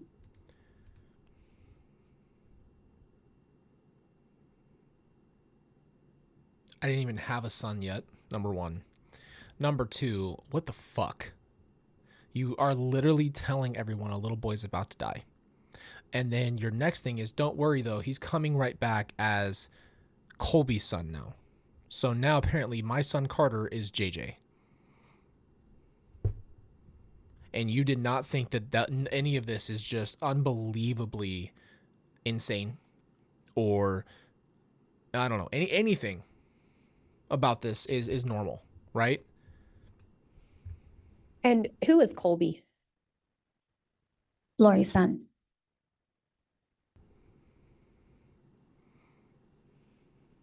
And Your Honor, I'm just looking at the time. Would you like to take the morning break now? I don't know. Or would you like Lori. me to continue I a don't know little who that further? is. Maybe just 5 or 10 more minutes. Demon Queen. At that meeting in August, do you recall getting a blessing? Yes. Who gave you the blessing? Chad. Do you recall some of what he said in the blessing? Yes, in this blessing, he said that he was speaking from the things that Jesus Christ was telling him to say, and that I needed to move to Rexburg. and that I was going to get married soon. At Why that time, did they? I mean, I don't know how else more I can take with this, with how stupid this is to even think that he could tell you this stuff, and you would sit there and just be like, just let him predict the future. I just will never, ever, ever understand it. did you have any ties to Rexburg? None. Do you recall Alex receiving a blessing? Yes, I was not there for his blessing because I got there late. But Alex told me about what Chad had told him in his blessing. What did Alex relay to you? He said that he had also told him to move to Rexburg and that he was going to be a warrior and that he was going to be one of the warriors that was going to fight because there was going to be invasions from other countries into the United States, and that Rexburg was going to be a place of safety, and that Alex was going to play a key role in being one of the warriors and defenders of that area. How did Alex With seem what to feel about experience as a truck driver or a porta potty picker-upper or anything that Alex did in his profession prepare him to defend Zion as a warrior? Tell me that. that information?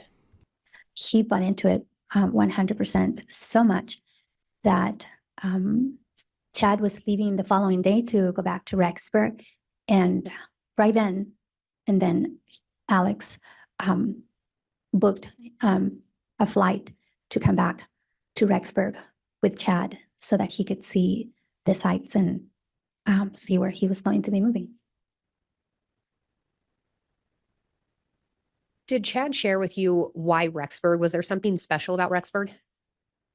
Yeah, he said that it was a place of refuge.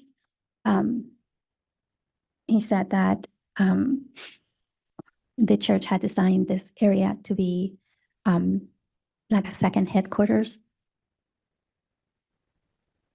During that Let me ask you another August, question. Why would everything have to be in America? Like, why would Zion have to be in America? It doesn't have to be in America. It'd be anywhere in the world. In Jerusalem and all, that's the whole other side of the world. So this infatuation with America only, I'm in America. But I'm just saying, like, that's just so weird that it's always so specifically the end of times. Everything's going to only come down to like an American, like the whole rest of the world is going to go crazy, but only Idaho, Rexburg, Idaho, which is so tiny, is going to be the Zion. Why? is it? Did you observe Chad and Alex together? Yeah, they were talking to each other and like they were acting as if they were, good friends. Had you seen that type of interaction between the two of them before? No, And this is shortly after Charles' death? yes, this is right after Charles passed away. And who was it that could discern light and dark if someone was light and dark? Chad, At some point, did you hear the term zombie? yes. Do you recall who introduced that term or where you heard it? I think the first time I ever heard it was at that lunch with Gib at Fibers in February of 2019. But then the term kept coming up in regards to people being possessed. Did Alex believe that there were zombies? Oh, yeah. Did Alex ever say anything to you about what he would want done if he became a zombie? He told me, Sulema, if I ever turn into a zombie, just shoot me in the face.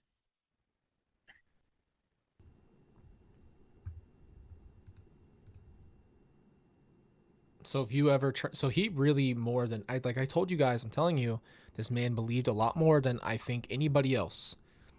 I know he's not that stupid, but he definitely believed more. He was way more believing. It's just how they got him to do this stuff. Did you learn that Lori eventually moved to Rexburg? Yes. Do you know who moved with her when she went? I Higley, JJ, and Alex. Do you recall approximately when she moved? It was at the end of August of 2019. Were you dating Alex at the time he moved? We had gone on one date. At some point, well, let me back up. Did Lori ever talk to you about how she was going to financially support herself? I asked her, what are you going to do in Rexburg? You don't have a job. What are you going to do there? How are you going to support yourself? And she told me that Tylee was receiving Social Security benefits because her father had passed away before she was 18. And JJ was receiving Social Security benefits because of Charles's death. And since her and Charles had been married for more than 10 years, she was also receiving Social Security benefits. Therefore, she was receiving close to $6,000 a month, and that's what she was going to live off.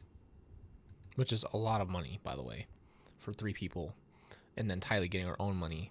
And then I did not know she was getting all of that, plus she would have got the $1 million. So all of this money would have been coming in. Just take everyone's life and then just use all their money. It's insane. It's insane. Like, it's a monetary piece of paper. Was that more important than everybody else's life? That is how we're comparing numbers, because almost no one has the cash to back that amount of money up. So just digits that you can swipe a plastic card over and grab things was more important than all of these human beings' lives, is really what it comes down to.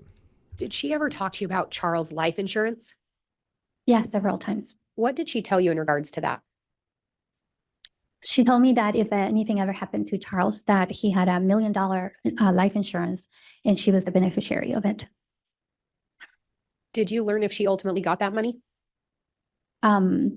She later on told me that she was very upset that Charles had changed the beneficiary of the life insurance and before he died, and that she was no longer going to get the $1 million.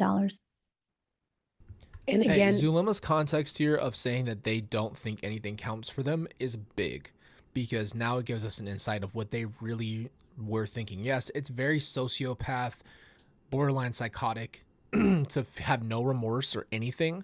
But if you're feeding yourself every day that nothing counts against you, your mind's a powerful place, and you can definitely, I wouldn't use the word trick yourself, but I think you could if you lie to yourself enough, possibly, which is why her story about Tylee and all that stuff comes out so, I wouldn't use the word clean, but like definitely practiced enough for all the lying, because she's pitching this to herself. So them having zero reason to feel bad and telling themselves constantly, doesn't apply to me, doesn't matter, doesn't do anything for me, is crazy. when you were doing castings on Hiplos, Lori had told you that she got back with Charles to figure out finances. Yeah, her finances. Was that shortly before his death? Yes, this is when she moved to Texas. After Lori and Alex and the kids moved, did you end up visiting Rexburg, Idaho? Yes, early September. And when you came to visit in September, was that September of 2019? Correct. Where did you stay? In Alex's apartment. Did you visit Lori's apartment as well? Yes. While you were there, did you see Tylee? No, she was not there. Did you ask Lori where she was? Yes, I did. When he got to be the evening, I asked her, I said, hey, where's Tylee? And she said, well, she had to be free, meaning Tylee had to be free. And when I went to ask her to explain what that meant or what she meant by that, she put her hand against my face and said, don't ask. Yes, and that's actually something that Lori would do. That hand thing. Oh my gosh, bro. She had to be free. Zulema, come on. Like, at that point, this shit should have been reeling red flag. Like, I know you believed it, but like, come on. Come on, bro. I mean, you guys all are adults. You all know better. I don't know how to explain it. It's just so many adults, so many different adults just didn't even care. Just couldn't care less. Did she ever provide you any additional information as to where Tylee was? No. Did you see JJ while you were there? Yes, he was there. Do you recall anyone ever talking to you about Tylee being dark? Yeah, before Lori moved to Rexburg, she had mentioned a couple of times that Tylee had been possessed by a dark spirit named Hillary Do you know where Lori received that information? from Chad. Do you recall hearing anything about JJ being attacked by demons? Yeah, before they moved to Rexburg, Lori was Here's the saying thing. that Okay, let's give credit where credit is due in one sense, right? Zulema is giving so much inside context and is sharing her personal journal. I mean, that she's the only one in the group that even has the slightest bit. Can you stop leaf flowing right now? Slightest bit of feeling or I don't know if the word is remorse, but you can tell she's the only one in the group that hasn't just denied everything. You can hear her. She's just spitting it out as is, as she saw it, as she heard it. But that shit just still is a problem for me. And it really comes down to the simplicity of, come on, bro. Like in that moment, you knew what was going on. You were in the seances. There's too much context there for you to not have any real understanding of what's going on. I'm sorry. There's too many things being said. And this is only what we know. I know there was more being said behind the scenes. in the middle of the night, JJ was being attacked by dark spirits, and that they couldn't get him, so they would be going into the JJ's service dog. And when you say they couldn't get him, the dark spirits couldn't get JJ? Mhm. So they Yes. went into the dog? Mhm. Do you know what happened with JJ's service dog? They got rid of Bailey because they thought he was freaking possessed by the spirits. What the I believe Lori gave him back to where he had been trained. She got rid of him. Did you ever hear Tess, JJ? I fully agree with you. I'm not giving her a pass by any means. I'm not. I'm sorry. I just cannot give Zulema the pass. But what I am saying is, in the entirety of the group, this is the only person that's even shown the slightest bit of anything, period, and is very, very clear. That's all I'm saying. I'm not giving her more credit than that. Just the simplicity of that alone, and how we looked at even Ian yesterday was a little bit more, obviously, like you could tell, just saying it as it was versus everybody else acting like the most selective memory possible. Oh, I didn't know. I don't remember. I don't know if I was there. I don't remember that. I could have been, possibly. Referred to as dark or possessed? After Gib visited Rexburg, when she came back, I went to her house, and she told me that during her trip, she had found out that JJ was now possessed by a dark spirit and that he had become a zombie. And Gibbs' trip would have been after your trip to Rexburg, is that correct? Yes. Did you see Chad while you were in Rexburg? Yes. And do you recall, well, let me back up. Was Tammy still alive during this time? Yes. Do you recall being asked to do something so Chad could come over? Yes, he asked me to live and to send him a text asking him to come and see me speak about my recent trip, and that I was inviting him to come and see me speak. And did you in fact do that? Yes, I did. And did Chad come over? Yes. Did you have a chance to observe Chad and Lori together? Yes. And what were their interactions? They were holding hands, they were hugging, sitting on the couch with their legs entangled. Just Their very legs physical. entangled. What are we fucking 12 years old? Oh, just come here, pretty little little gal, let's just wrap up like pretzels. We're just so in love in our 18th marriage, and we're just gonna rub ourselves together, but we just want to do the right thing because we don't want to do anything but just do a little innocent peck because, I mean, just fuck both of them. They romantic. While you were there, did you also take a trip to Mesa Falls? Yes, Do you recall who went? it was Alex, Lori, Chad, and I. Did you make any observations of Chad and Lori on that trip? Yes, they were. Alex was driving. I was sitting in the front seat, and Chad and Lori were in the back seat, and they were hugging and kissing and romantically physical. While you were visiting, did you receive a blessing? Romantically physical. What does that even mean? It's very simple. It's either hugging and kissing or what? Yes, Who gave you the blessing? Chad. And do you recall some of what he said in the blessing? Yes, in this blessing, he said, Jesus Christ is standing right next to me, and he is saying this to you. All of your sins are forgiven, and he is telling you that it is time for you to leave Babylon and to move to Rexburg. So everywhere else is Babylon, but Rexburg is the saving grace, and he forgave her sins. Okay. Previously indicated you didn't think you wanted to move to Rexburg. Plenty of times, but they kept on insisting, being very forceful that I moved to Rexburg. And at this time, were you actually dating Alex Cox?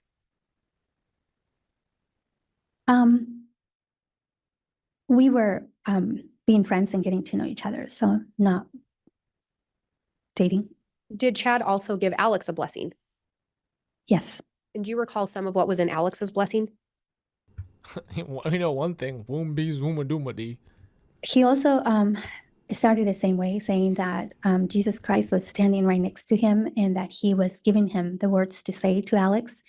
And he was telling him that Why was would you very free. even need Jesus if you're literally their brother? You would carry the authority of God and Jesus if you were literally their brother. So you wouldn't even need to call on Jesus. You wouldn't need to worship Jesus. You wouldn't need anything to do with Jesus. That's even more confusing.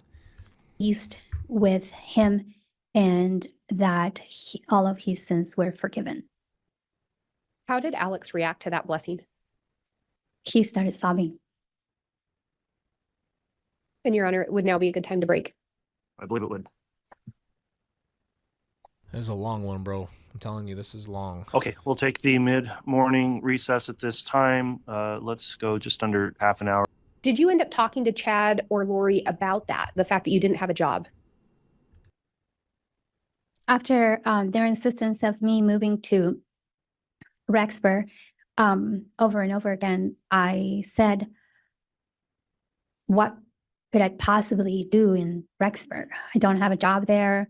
My skills and my past experience won't match anything that is there. I don't have a job, family ties to anything in Rexburg. Especially, how would I even support myself? And do you recall Lori or Chad telling you something in regards to that? Yeah, Lori said to me, oh, don't worry about it. Melly has enough money for all of us. Melanie Pulowski was going to have all the money. Why? Because of Brennan. And then Melanie was just going to pay for everyone for how long? Do you know how expensive that would be? Can we just be practical for 30 seconds?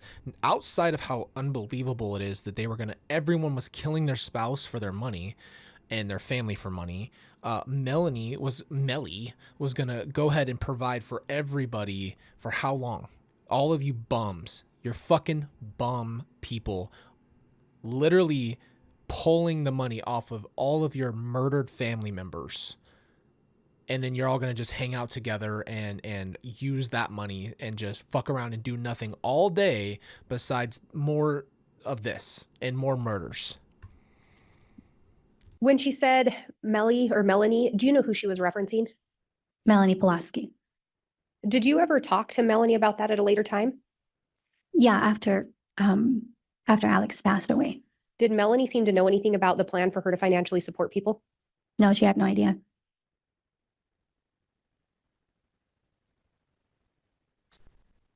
Your Honor, I have what's been marked as State's Exhibit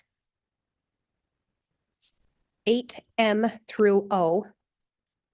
I think I am short a copy on this one, though, so I do have a copy for, actually, I do have 3 copies. So I do have a copy for defense, a courtesy copy for Your Honor, and a copy for the record.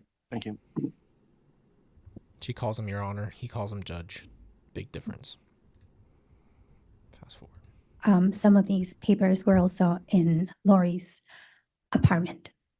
And were they in Lori's apartment when you went to visit in September? Yeah. And the part that you said was on Chad's computer, is that the typing part? Yes, without the notes. And then were the handwritten notes on the documents that you saw in Lori's apartment? Yes. Your Honor, I'm going to move for admission of State's Exhibit M through O. Any objection? What your native objection, Judge? Yes. Ms. Pastenes? Ms. Pastenes? How do you have knowledge about what's on Chad's computer? He showed us his computer when we were in a meeting in Lori's house in early August of 2019. No objection, Judge. Yeah, you don't want that Okay. shit to be said. So these are exhibits 8, M, N, and O. Yes. They're admitted. Thank you, Your Honor. May I be handed those Oh, yeah. exhibits for You're publication? exactly right. For Melly to not know the plan is bullshit. Yes. Thank you.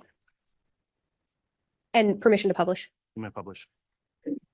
And I will indicate for the record, I am publishing State's Exhibit 8M.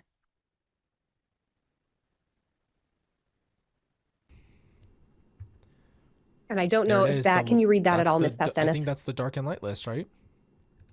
Yeah, some of it. And mainly looking at, well, looking at the first page, there's some handwritten names there.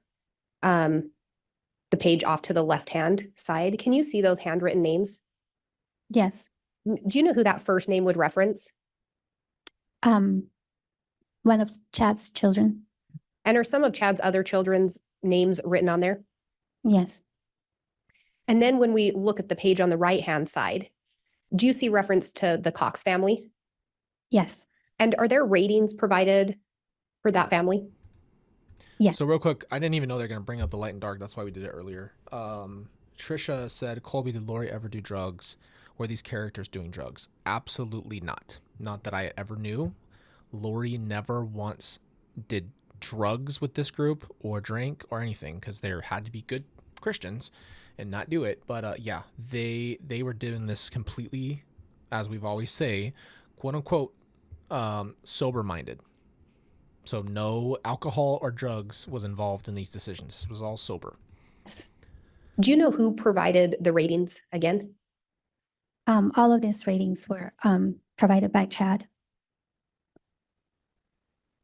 And when Chad was providing the ratings, were people in Lori's family rated as dark? Many of them. What about Chad's family? All of his children were light. Were rated as light. And his So children aren't convenient. depicted. Just so convenient, right? So Chad's kids, perfect. Perfect kids. So good. Tylee, no. JJ, no. Colby, I guess, yes, even though you've never met me. And it's all based off of what Lori wanted.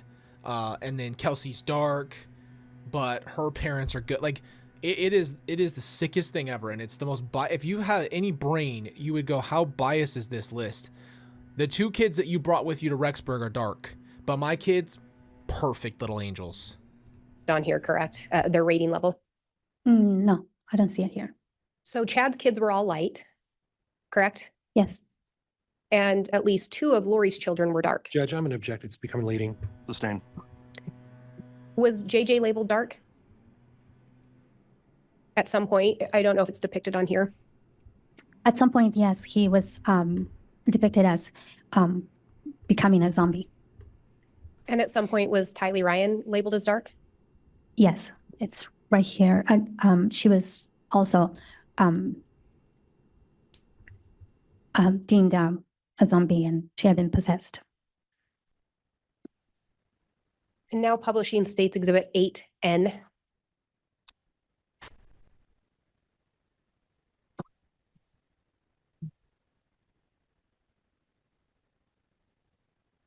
Trying to zoom in without making it blurry. Do you see on the right-hand side where it says James and Elena? Yes. Do you know who James was in reference to? Chad said that he was James in a prior life. And do you know who Elena is in reference to? Then Elena would have been Lori. I'm not. If this goes And it into looks that like- story, I will leave. And I want to give a big shout out to Sweets. I love you. She's a warrior now. Like under that, it indicates 7 children. Yes. And then do you recognize some of the names of the individuals identified as having been Chad and Lori's children? Yes, I do. And which names do you recognize? They had a list of their fake children. Melanie Boudreau or Pulaski.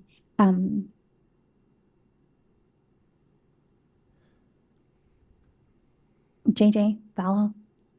And at the time this document was created, They had JJ Vallow together at some point in one creation. Is that what we're talking about here? And Melanie Boudreau, who's her sister's daughter, is now her daughter. And that's why Melanie calls Chad mommy and daddy, because they convinced her that they were actually all a family at some point.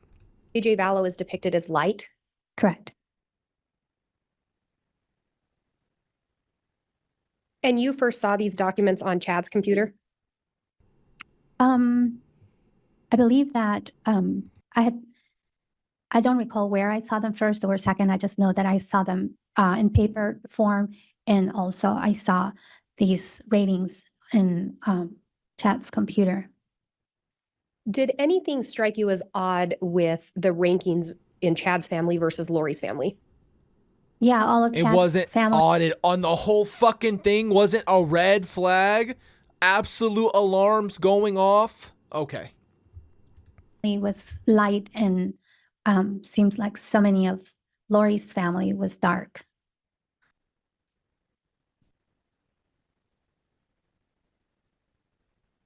Did you ever hear anyone talk about the Book of Life? Yes. And what did you hear in relation to that? Chad had said that he had access to the Book of Life, so therefore he could read someone's life per se. Oh my gosh. The Book of Life is supposed to be something that is a biblical reference to people who are, I don't know. Never mind. I forgot. So he could read someone's past, present, and future in this book. Did he ever show that book to you? No. Did you ever hear that Tammy was dark? Yes. That she had been possessed by a demon, and that she had also become a zombie. Did you ever participate in a casting on Tammy? Hey, Zumi. Everybody who's been deemed a demon is dead. Besides Charles, who you know was shot, everyone else died or disappeared, and that did not make you think twice, right? Okay. Yes, once. Do you recall when that was? I believe it was October 9th of 2019. Do you recall where the casting took place? It was at Melanie Pulaski's house. Lori had contacted me earlier that day and said that she needed my help with something, that she was in town and that she was at Melanie's house and that she wanted me to come over there that evening. So I went there. Did Lori indicate anything to you in relation to knowledge of castings? She said that they had been given some new information on how to do castings, and that this time that we were going to use the Cosmos to do this casting, and that's how we were going to proceed. And when you say they, is that Chad and Lori? Yeah, usually when she would refer to they, like it would mean her and Chad had new information. Who participated in that casting on Tammy? It was just me and Lori.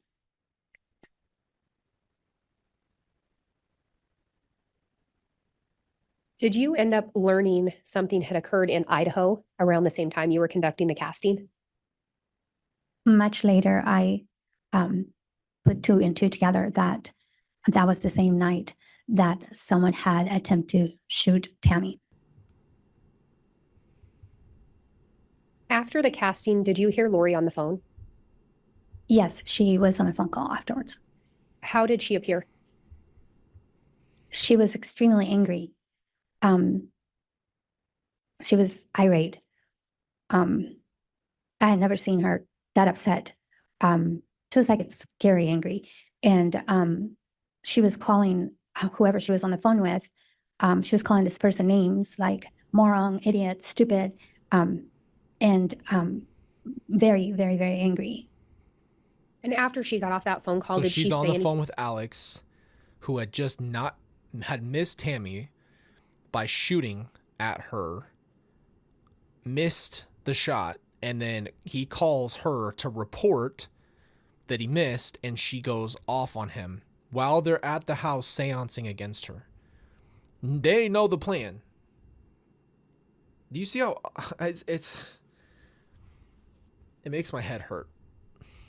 How evil it is, how wrong it is, and everything. All of it. I've seen Lori get angry for sure. She snaps. She's very unhinged, and I've always known that. She was an unhinged human being. Very dysregulated emotionally to the point where she would snap, yell, just kind of everything would just boil over very quickly. So yes, she very emotionally irregulated. To you? Yeah, right after she hung up the phone, she said, "Idiot, can't do anything by himself."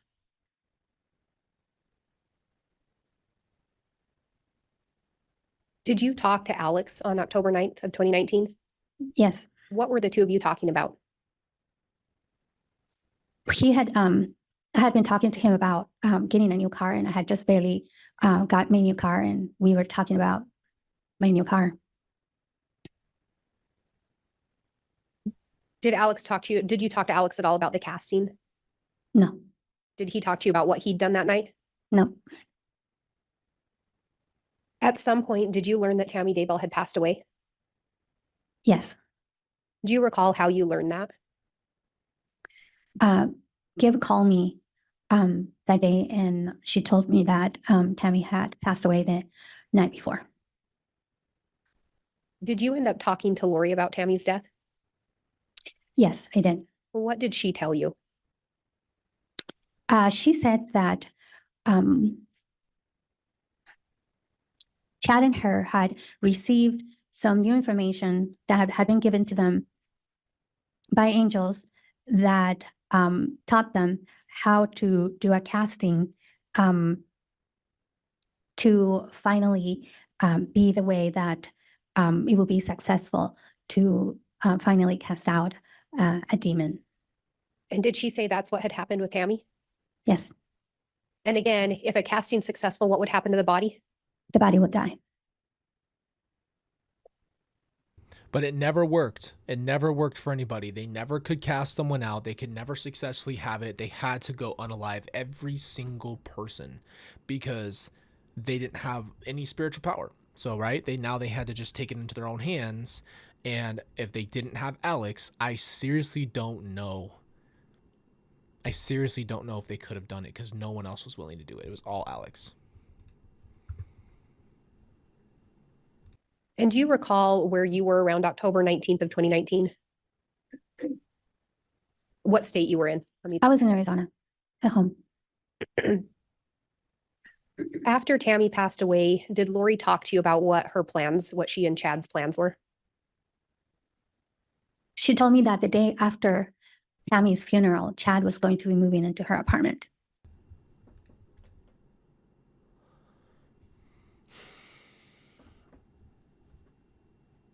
And nobody thought that that was weird, right? Kids don't think that's weird. Your dad's no longer at work, or I mean at home, where he was. Now he moves in with his he just moves, because you would notice that he's not there. You guys lived across the street from each other. Come on, bro. Come on. This is just ridiculous. Had either of them ever talked to you about a plan to be together? Yeah, from the beginning, they both talked about how they needed to be together to start their missions of building Zion and gathering the 144,000, and that they were going to be eventually together. At some point, did you and Alex officially start dating? Yes, Do you recall approximately when that was? I was October 31st of 2019. It was Halloween night. That's not a red flag. Happy Halloween. You're marrying a serial killer. I mean, literally. Like, did none of this red flag you to your new husband? Like, just any of it was just like, no, this is uncomfortable. I'm not attracted to this.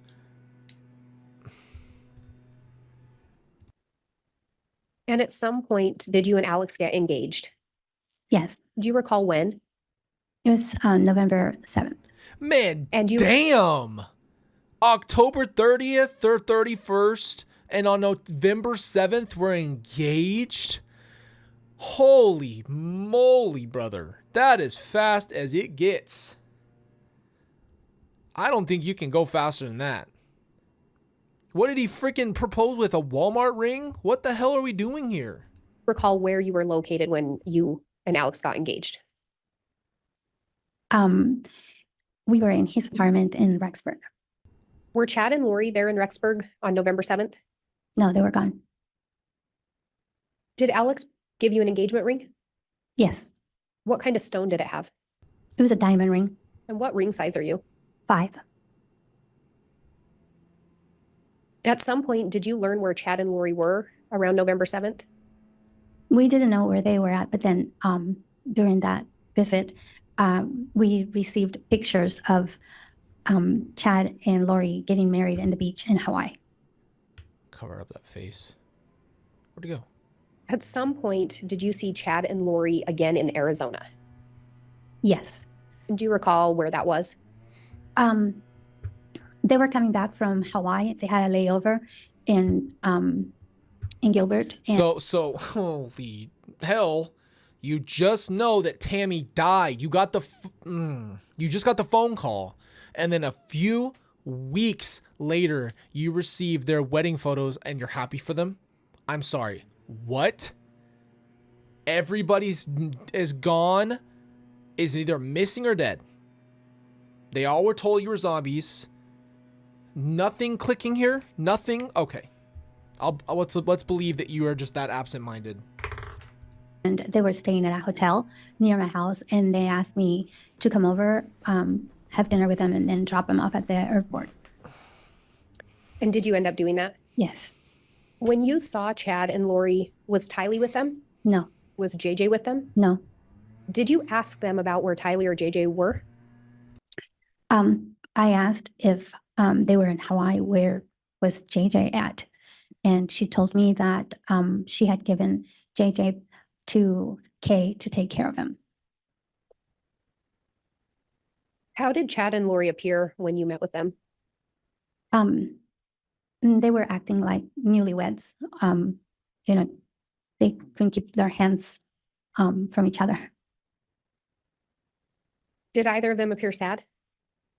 Oh no, they were very happy and giggly and very happy. What the hell is the giggly? What is that?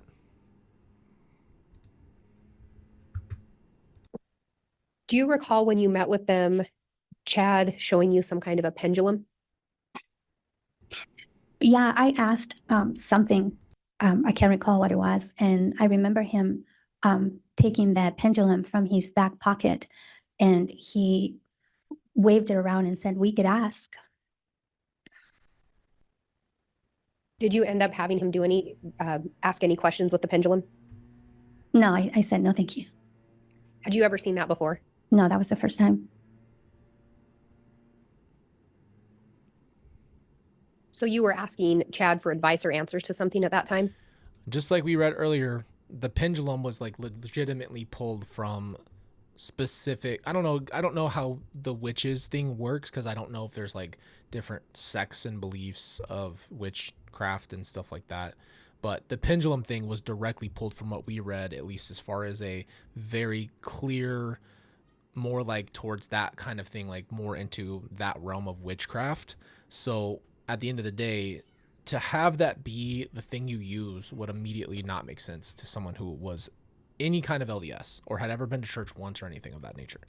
I don't recall whether I was asking for answers or anything. I just remember asking a question and he wanted to answer it with the pendulum.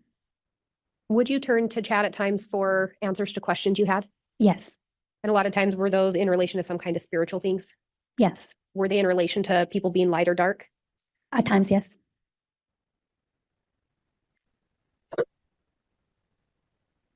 And you and Alex were engaged on November 7th in Rexburg, Yes. correct? Was Alex still living in Rexburg in November? Yes, And were you still living in Arizona? yes, Did Alex end up traveling down to see you sometime later in November? yes. He came down to spend Thanksgiving at my house.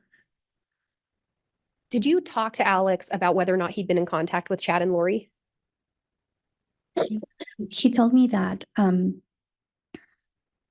he had seen them right before he came down to Arizona, but then after that, they weren't answering his texts or his calls. How did he seem about that? He was very upset. Do you recall him saying anything in regards to help he'd provided them? He said, can you believe that they're being such jerks now that after I help them, now they don't even want to talk to me?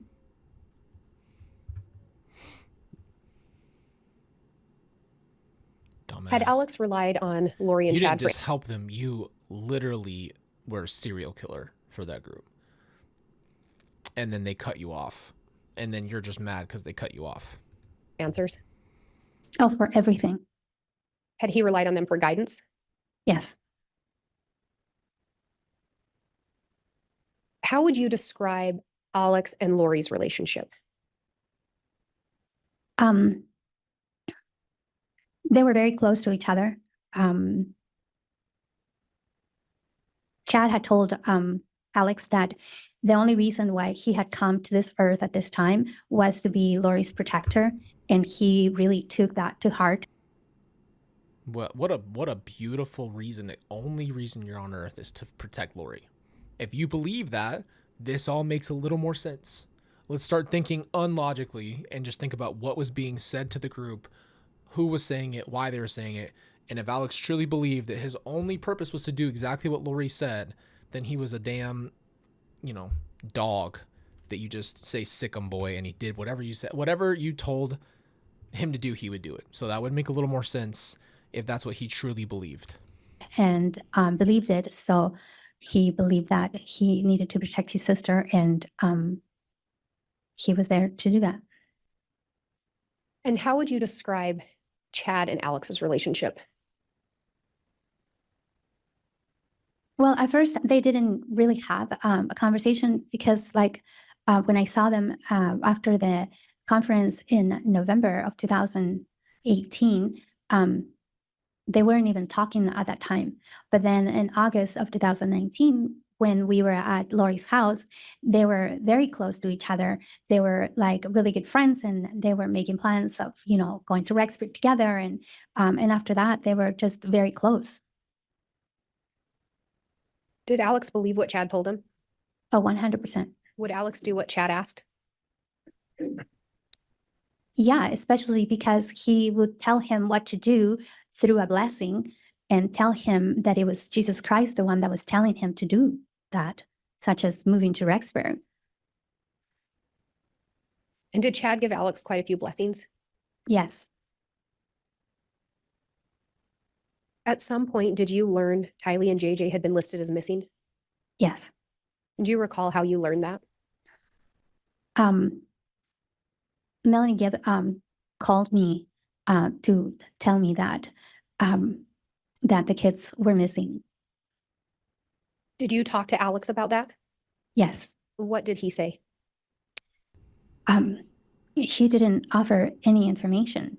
The last information I had from Lori was that JJ was with Kay, and then Kay was the one that was asking for a welfare check for JJ. So then I asked him, I said, well, why is Kay asking for a welfare check on JJ if she's the one that has JJ?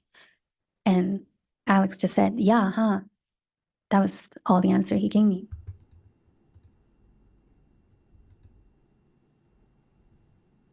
Did Alex ever talk to you about having received a patriarchal blessing from Chad? Yes, when he came down. Please play the blessing. Please lighten this up because this is fucked.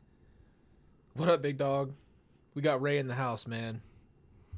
Freaking 5-0, baby. 5-0, baby. For Thanksgiving, he had typed up a piece of paper and he read the patriarchal blessing that Chad had given him. Did he share it with you? Yes. Did Alex seem to believe what Chad had said? Yeah. When he was reading it to me, he was crying as he was reading it to me because he really believed what it was there. He's an idiot.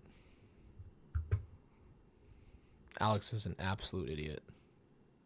Did Alex pass away? Yes. Do you recall when that was? It was December 12th, 2019.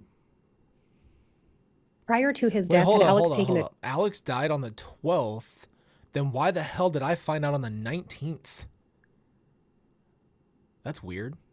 a trip to Mexico? Yes, the Saturday before, he said that he was going to go to Mexico for the day. He left in the morning. I'll answer the patriarchal blessing thing for anybody who is wondering. So patriarchal blessing is not a normal blessing. A blessing is someone who's a man who has received the priesthood at, I don't know if you can be, I think you have to have the Melchizedek priesthood, which is the one you'd get if you were 18 or older or something. And you lay your hands on people's heads and bless them, but a patriarchal blessing is like a very specific person that gives you a very specific kind of blessing. So it's not an average thing. Like everything that they did with this, the LDS mixture that they brought in, Chad basically said, I am as powerful as anybody in the church. I have every gift of the church. I have every opportunity in the church to do whatever I want. And so that's kind of the point, is that would not be a typical thing that you would get. And that's why it's so confusing to me, because if you were LDS, it would confuse you as well. You'd be like, well, that doesn't make sense because you're not a patriarch in the LDS church. So that would be even more confusing for you as a person who is LDS at any point. And so, yeah, the things that Chad was saying to them, like, I'll give you a patriarchal blessing, or I'll do this, you know, when we heard yesterday, if you guys were here, there was a lot of Zoom blessings, and they'd say, we lay our hands on your head. Well, you're not physically there to lay the hands. So how are you really doing the blessing? So there's a lot of mixture of the LDS stuff plus whatever, you know, the Book of Chad is what we call it, because that's all it is. It's all made up stuff.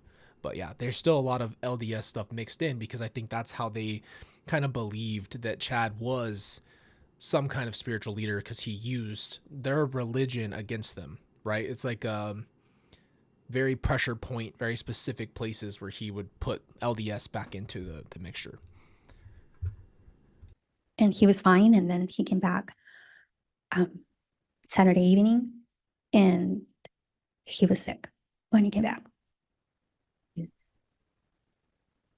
Do you recall Alex getting a call on December 11th prior to his death? Yes, Chad and Lori called him to tell him that Tammy's body was being exhumed. Did you ask Alex about the exhumation? Yeah, it seemed very strange to me that why would they be exhuming Tammy's body. So I asked him, and it seemed really weird too that Lori and Chad were calling him to tell him that the body was being exhumed. Seemed very odd and weird to me. So I asked him, I said, they're exhuming Tammy's body. If they exhume her body, are you going to be tied to anything that happened to Tammy? And he said, no. Mm-hmm. I hope he felt fear in his stomach, honestly.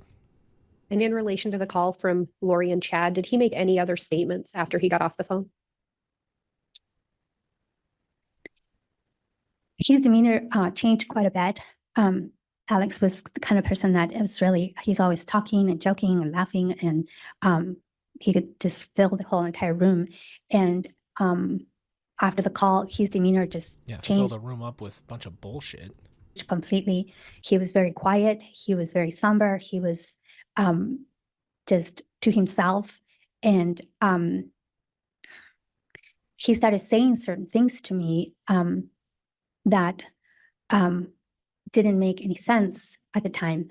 So one of the things that he said is, I think I'm Great question. Do psychopaths feel fear? Yes, if it has to do anything with them. We've ever seen Dexter? Okay, we always bring up Dexter on this channel because it's something, first of all, that Alex watched a lot and loved that show. It's a good show, but it's graphic. It's really interesting to get in the mind of a fake psychopath, right? But yes, Dexter had fear because anytime the person who is the psychopath is in trouble, like Chad fleeing, for example, they're so narcissistic and worried about themselves that the fear that they feel is for themselves. So they're not void of every single emotion. They just have no empathy, no sympathy. They don't feel that stuff. But if it has anything to do with themselves, yes, they feel a lot for themselves because that's the only thing they care about in the world is themselves. So the fear that they feel as psychopaths would be, I'm going to have to go to jail, or I'm going to get in trouble, or anything of that nature. I'm sure there's levels to psychopaths where there's tendencies where you'd have certain,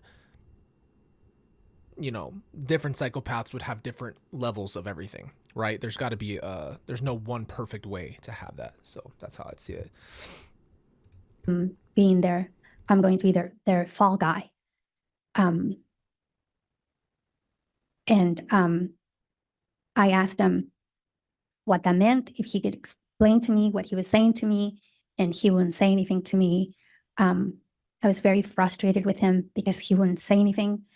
So I would walk away, and then he would say something else, and then I would walk back into the room and try to get him to explain to me again, what do you mean by that? And he wouldn't say anything else. So one of the things he said was, I think I'm being their fall guy. And then as I was walking out of the room after he's not explaining anything to me, he said, Zulema, either I am a man of God or I am not. There you go.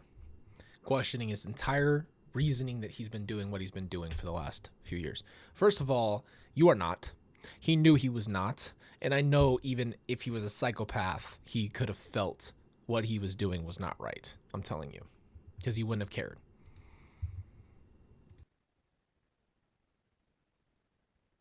And that was after getting off the phone call with Chad and Lori. Yes.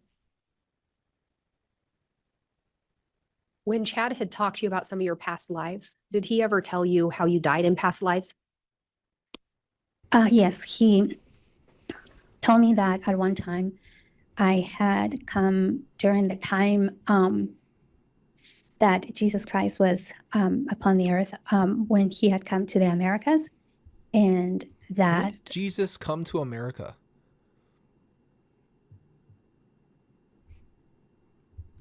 I had been killed with Lori at the same time, and that I had been killed in a very violent way, where I had been raped and killed, and my body had been dismembered.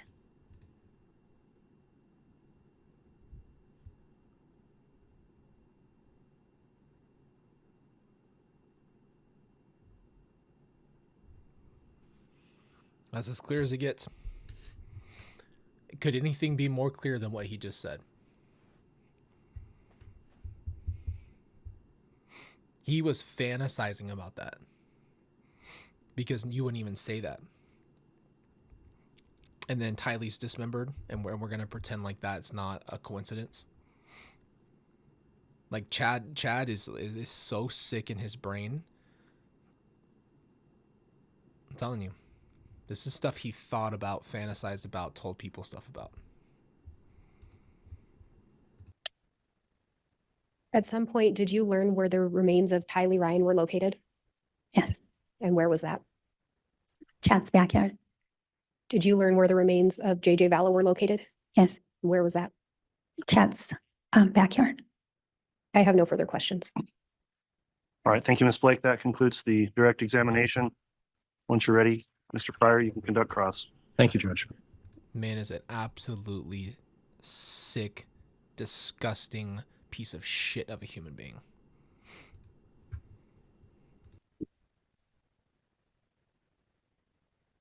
Good morning, Ms. Pastenes. Good morning.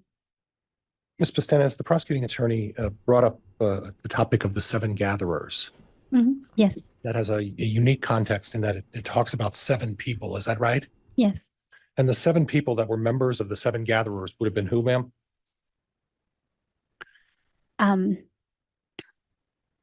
Nicole, Christina, Serena, Gib, Melanie Pulaski, Laurie, and I. So was this an organization that you ladies had organized to talk about religious topics?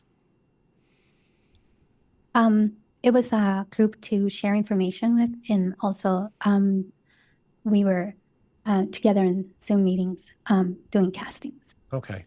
And when you talk about these 7 gatherers and you say that it was Melanie Gibb, is that right? Yes, And it was Melanie Here we go. Boudreau, This dude is obsessed. aka Pulowski, correct? correct, Someone named Serena. correct. Was April Raymond part of that? No, Okay. Nicole, yes, Christina. yes, Okay. And what it was is you shared a common website of some kind or a way to communicate with each other? an email address. Okay. And you all use that as a means of communicating with each other. Is that correct? Sending information to each other. And that information included information about various articles and periodicals that talked about various subjects. Would that be fair? Yes, Okay. And there's no doubt that all of you knew about this organization called the 7 Gatherers. Is that right?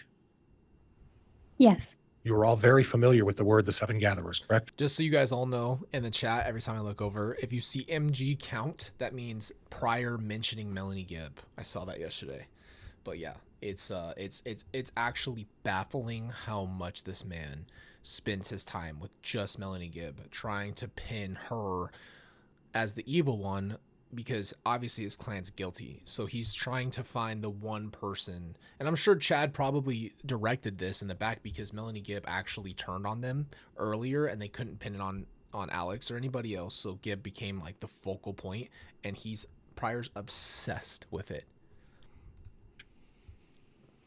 yes. There's no confusion about that. So if I were to go to Melanie Gibb and ask her, Your Honor, argumentative, asked and answered. Sustained. did you talk to Melanie Gibb about this topic of the 7 Gatherers? No, not necessarily. Did you communicate with her through email about the organization that you put together called the 7 Gatherers? Objection, Your Honor, misstates testimony. Sustained. In what manner would you communicate with Melanie and the others about this group called the 7 Gatherers? My gosh. And there's still 2 hours.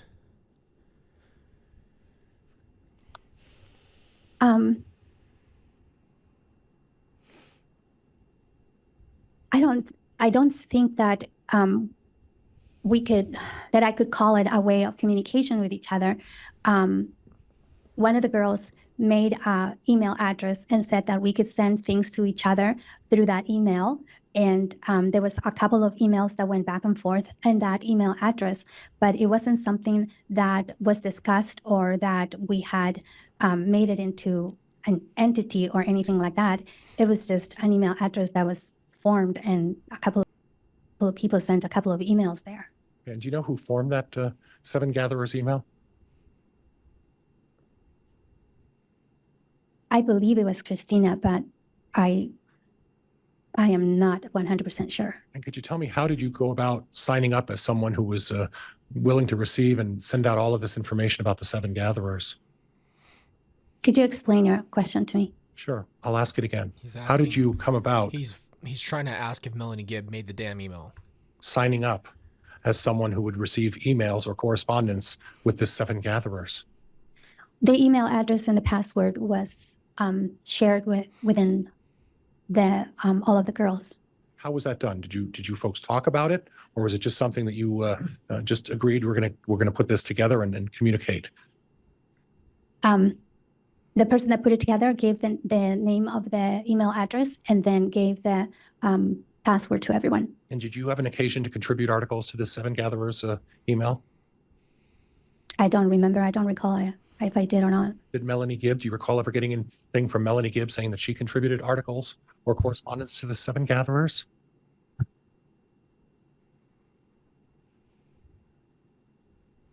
It is possible, but I don't recall. You don't have any memory of that, is that right? No. Okay. Do you have any memory of anybody ever sending any articles to the 7 gatherers? I know that there was a couple of articles that were sent in there, but I don't remember who sent them or what they were about. And again, those articles that were put in there would have been shared with all of the ladies who were, is members the right term when I'm describing the people who were listed as receiving emails in the 7 gatherers? Would that be the correct term, members? I would say that they were the people who had access to the email address. Okay. I'm gonna put him on 1.5 because I cannot do this with him today. So you wouldn't call them members? Not necessarily. It wasn't like it was a club. It was just a email address that was shared within all of us For purposes of the 7U to discuss religious topics, correct?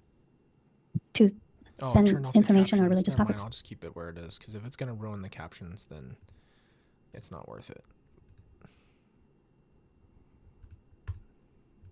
Okay. Mhm. Now, as far as we mentioned Melanie Gibb, when did you first meet Melanie Gibb? Let's help me, God. When I moved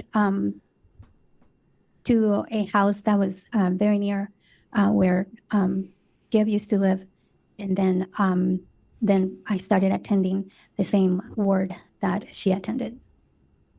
And when was that?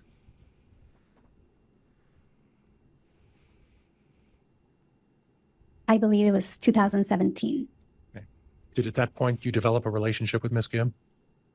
Gosh. Not at the beginning. I knew her from church, and I had said hello to her a couple of times, but we had not become friends. So prior to the St. George gathering or meeting that all of you went to, how long had you known Melanie Gibb?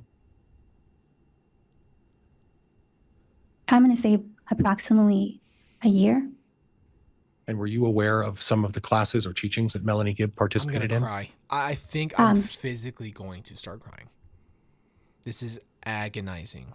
She invited me to one of her meetings that she was having at her house. And when was that?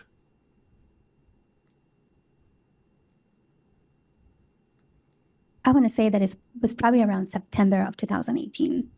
And that was prior to you knowing Lori Vallow and knowing Chad Daybell, is that right? Actually, at that meeting was when I met Lori. Well, you jumped me on that a little bit, but that was the next question. You met Lori at this September meeting for the first time, correct? Correct. And the purpose of this meeting that Melanie Gibb had put together was for what? It was so that Lori was going to speak at that meeting and that she was going to share her testimony. Okay, and her testimony about what? During this meeting, she related that she was having visitations from angels. She had visitations from the angel Moroni. Oh my gosh. And she also said that Okay, so you guys need to know in the LDS religion, Moroni is a very, very crucial figure. Moroni or Mormon? Moroni, I think, is the one that I think that Joseph Smith said visited him, and Joseph Smith is the one that found the gold plates, which is basically the lost scriptures, which would be the entirety of the entire LDS religion. So if you're saying I'm seeing Moroni, that would make you be seeing one of the most important angels in the entire LDS religion. she was personal witness of Jesus Christ, which meant that she had actually had a personal, physical meeting with Jesus Christ. Okay, and that was prior to her ever meeting Chad Daybell, is that correct? Correct. Okay. And then did Melanie Gibb offer any testimony at that meeting that Melanie organized? I don't recall. Okay. And then subsequent, now you had met Chad Daybell in Mesa at some point prior to the November St. George meeting, is that correct? Correct. Was that just a meeting or did you have a conversation with him? It was a conference in Mesa, and Chad was speaking. I came to see that conference, and afterwards, I spoke to him very briefly while I was buying a couple of his books. Okay. So these conferences were opportunities for people who have certain knowledge about religious topics to offer their opinions about religious topics. Would that be fair? Yes. And Chad Daybell was one of those, and you're aware he's an author, correct? Yes. You bought a couple of his books at the Mesa conference, right? Yes. And how many speakers? Do you recall how many speakers were at this Mesa conference? I don't remember exactly, but I know that there was at least 3 or 4 speakers. And the theme of that conference in November of 2018 would have been of what topic? It was a Preparing a People conference, and usually at these conferences, they had topics such as how to prepare for emergencies and to prepare for the second coming of Jesus Christ. Okay, so it's a topic of a religious nature. That would be fair, correct? Yes. And are there other topics? Are there topics about energy work that are conducted at these conferences? Oh my gosh, you just can't let it go. It's all about Melanie Gibb. It's psychotic. No. Okay. So it's all the speakers that are there are talking about the second coming and how to prepare for the second coming and steps you can take as part of that preparation. Would that be fair? Yes, there was steps on what to do to be prepared physically and spiritually. And one of the things that Chad was speaking about was Chad spoke about having a couple of near-death experiences. And he said that after those near-death experiences, he practically didn't have a veil, which meant that he could actually see to the spirit world and speak with spirits, and that he had said that he had information about places of safety for when things were going to get really bad right before the second coming of Jesus Christ. Okay. So also, just so you know, the veil is something in the LDS Church that is something that reason you don't remember you coming to Earth. Or let me explain it the best way I can remember.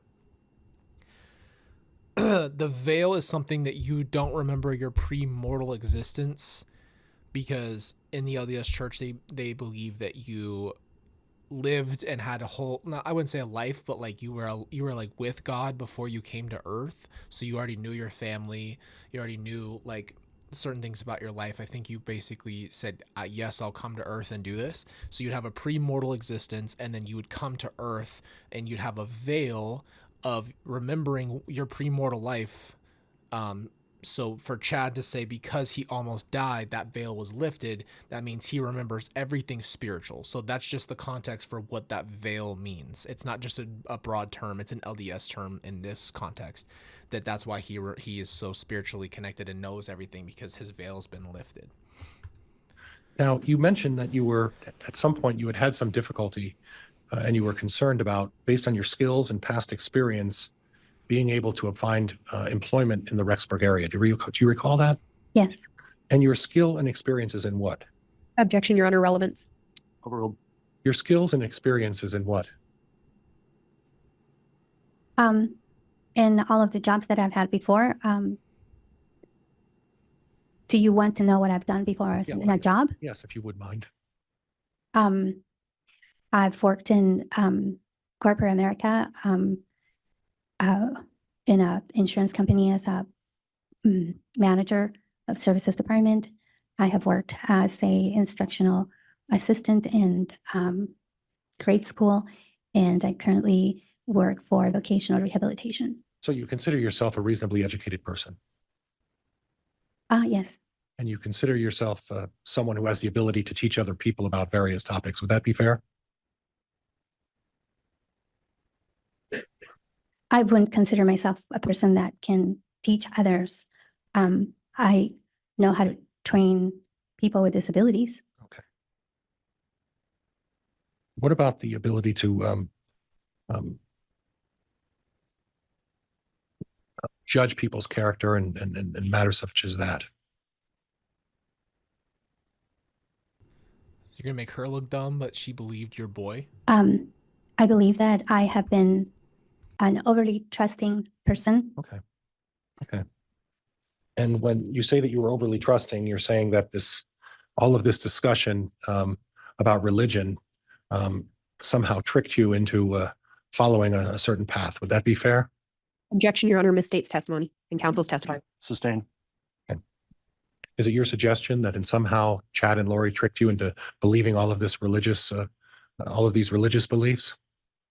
I trusted them and I believed them. Okay.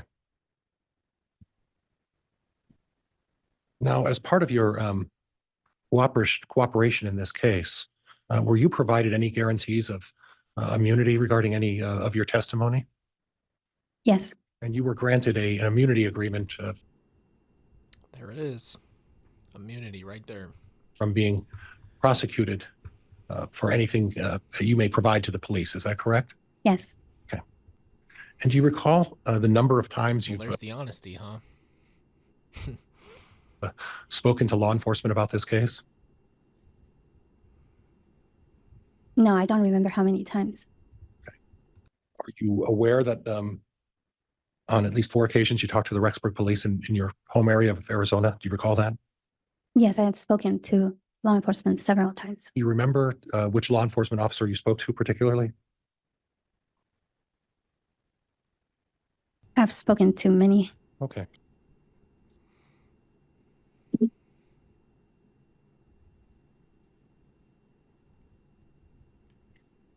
There was also some mention about Lori and you said Gibb started a podcast at some Holy point shit. in Please let it go. the beginning stages of you meeting them. Is that right? Yes. And which one of those? Do you recall which one of those started the podcast? No. Okay. And do you know what the subject of the podcast would have been? I know that they had some guests on their podcast, and usually it was about spiritual things. Okay. And that podcast was prior to meeting Chad Daybell. Is that correct?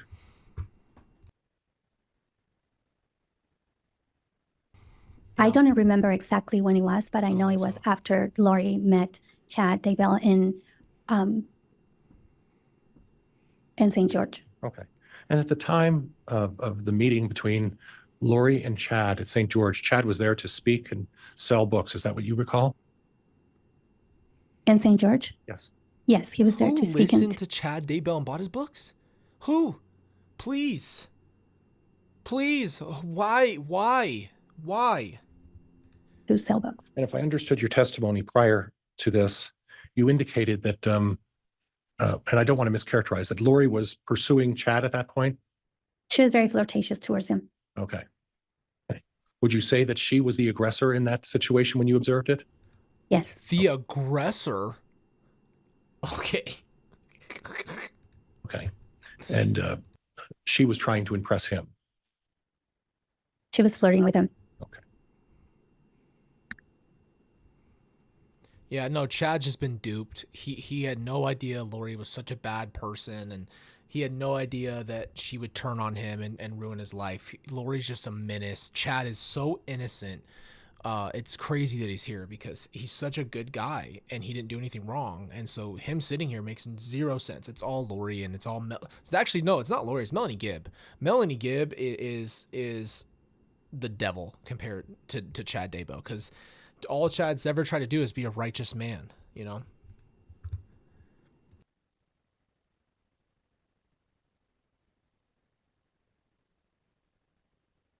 You talked about a situation with a a basketball game or a basketball that Lori Vallow was shooting or involved in a basketball court or something at one of the homes. Do you recall talking about that? Yes. Okay. And was that at Lori's home? Yes. And Chad was invited there to be a speaker for that particular weekend?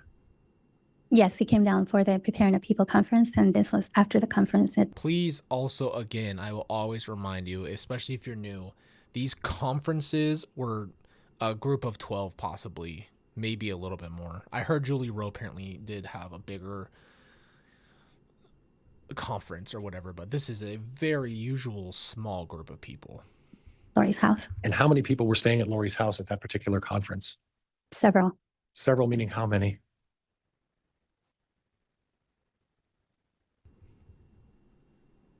15, maybe. Probably about 4 or 5 people. That's not several. 4 or 5. I told you guys, it's not. It's a small little group of people calling it a conference. That's an exaggeration of that word. At that point, there was no indication that there was any romantic interest between them. Is that correct? It didn't appear to be. Okay. Did it appear to you at the basketball that Lori was being flirtatious again when she was talking to Chad about At the basketball. playing basketball? Yes. And initially, Chad chose to walk off with you. Is that what you recall? Yes. And Lori asked him, and please, if I misquote this, please correct me. Are you scared of me? Mhm. That's what she said to him. Is that what you heard? Yes. Did you understand what she meant by that?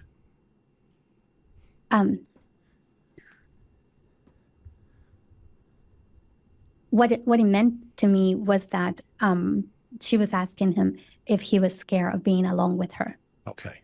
Did you hear Chad respond? He didn't respond. Did he walk away? He did. Okay. And then he fucking married her. Are we gonna play this stupid ass game? So He was from so that, scared that he married her. Yeah. Okay. did you gather that he wasn't interested, or did you come to some other conclusion? Leading. My conclusion was that he was playing it safe. Okay. So at that point, again, you would would it be fair for you to come to the conclusion that he was not engaging in this one-sided flirtatious? Objection, Your Honor, misstates the testimony. Move Thank to you. strike. Sustained. Did you gather from that that Lori was being flirtatious and that Chad was not receptive to that flirtatious offer? At that time, yes. Okay. Now, there was some discussion again about blessings. And blessings, and I guess I didn't ask this, but the religious matters that you spoke about are part of your LDS faith. Is that right? Yes. Okay. And as part of your LDS faith, blessings are not something particularly unusual, correct? No, they're not.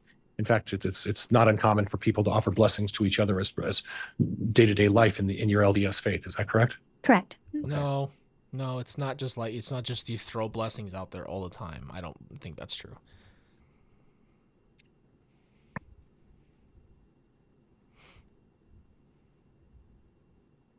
You talked about light and dark. Yes. Is it your understanding that that anybody can have the ability to determine whether someone's light or dark? No. So so you believe that it's just Chad Daybell who can determine whether someone's light or dark. Is that right? I couldn't say that it is me, the one that has determined that is Chad, only the one that can do that. It was because Chad was the one that said that he had access to his portal, and through his portal, he was getting information from the spirit world about things such as light and dark and people. So so based on that answer, then it would not be an ordinary power to be able to determine whether someone was light or dark, correct? No, it wouldn't be an ordinary thing to do. Okay. And in terms of powers and roles, you talked about Alex Cox having the power as the warrior or the protector. Do you recall that? Yes. Did you, or were you advised that you had any special, or do you believe you have any specific power or ability? Say it. Objection, Your Honor, compound question. No. Sustained. Do you believe you have any special gift? No.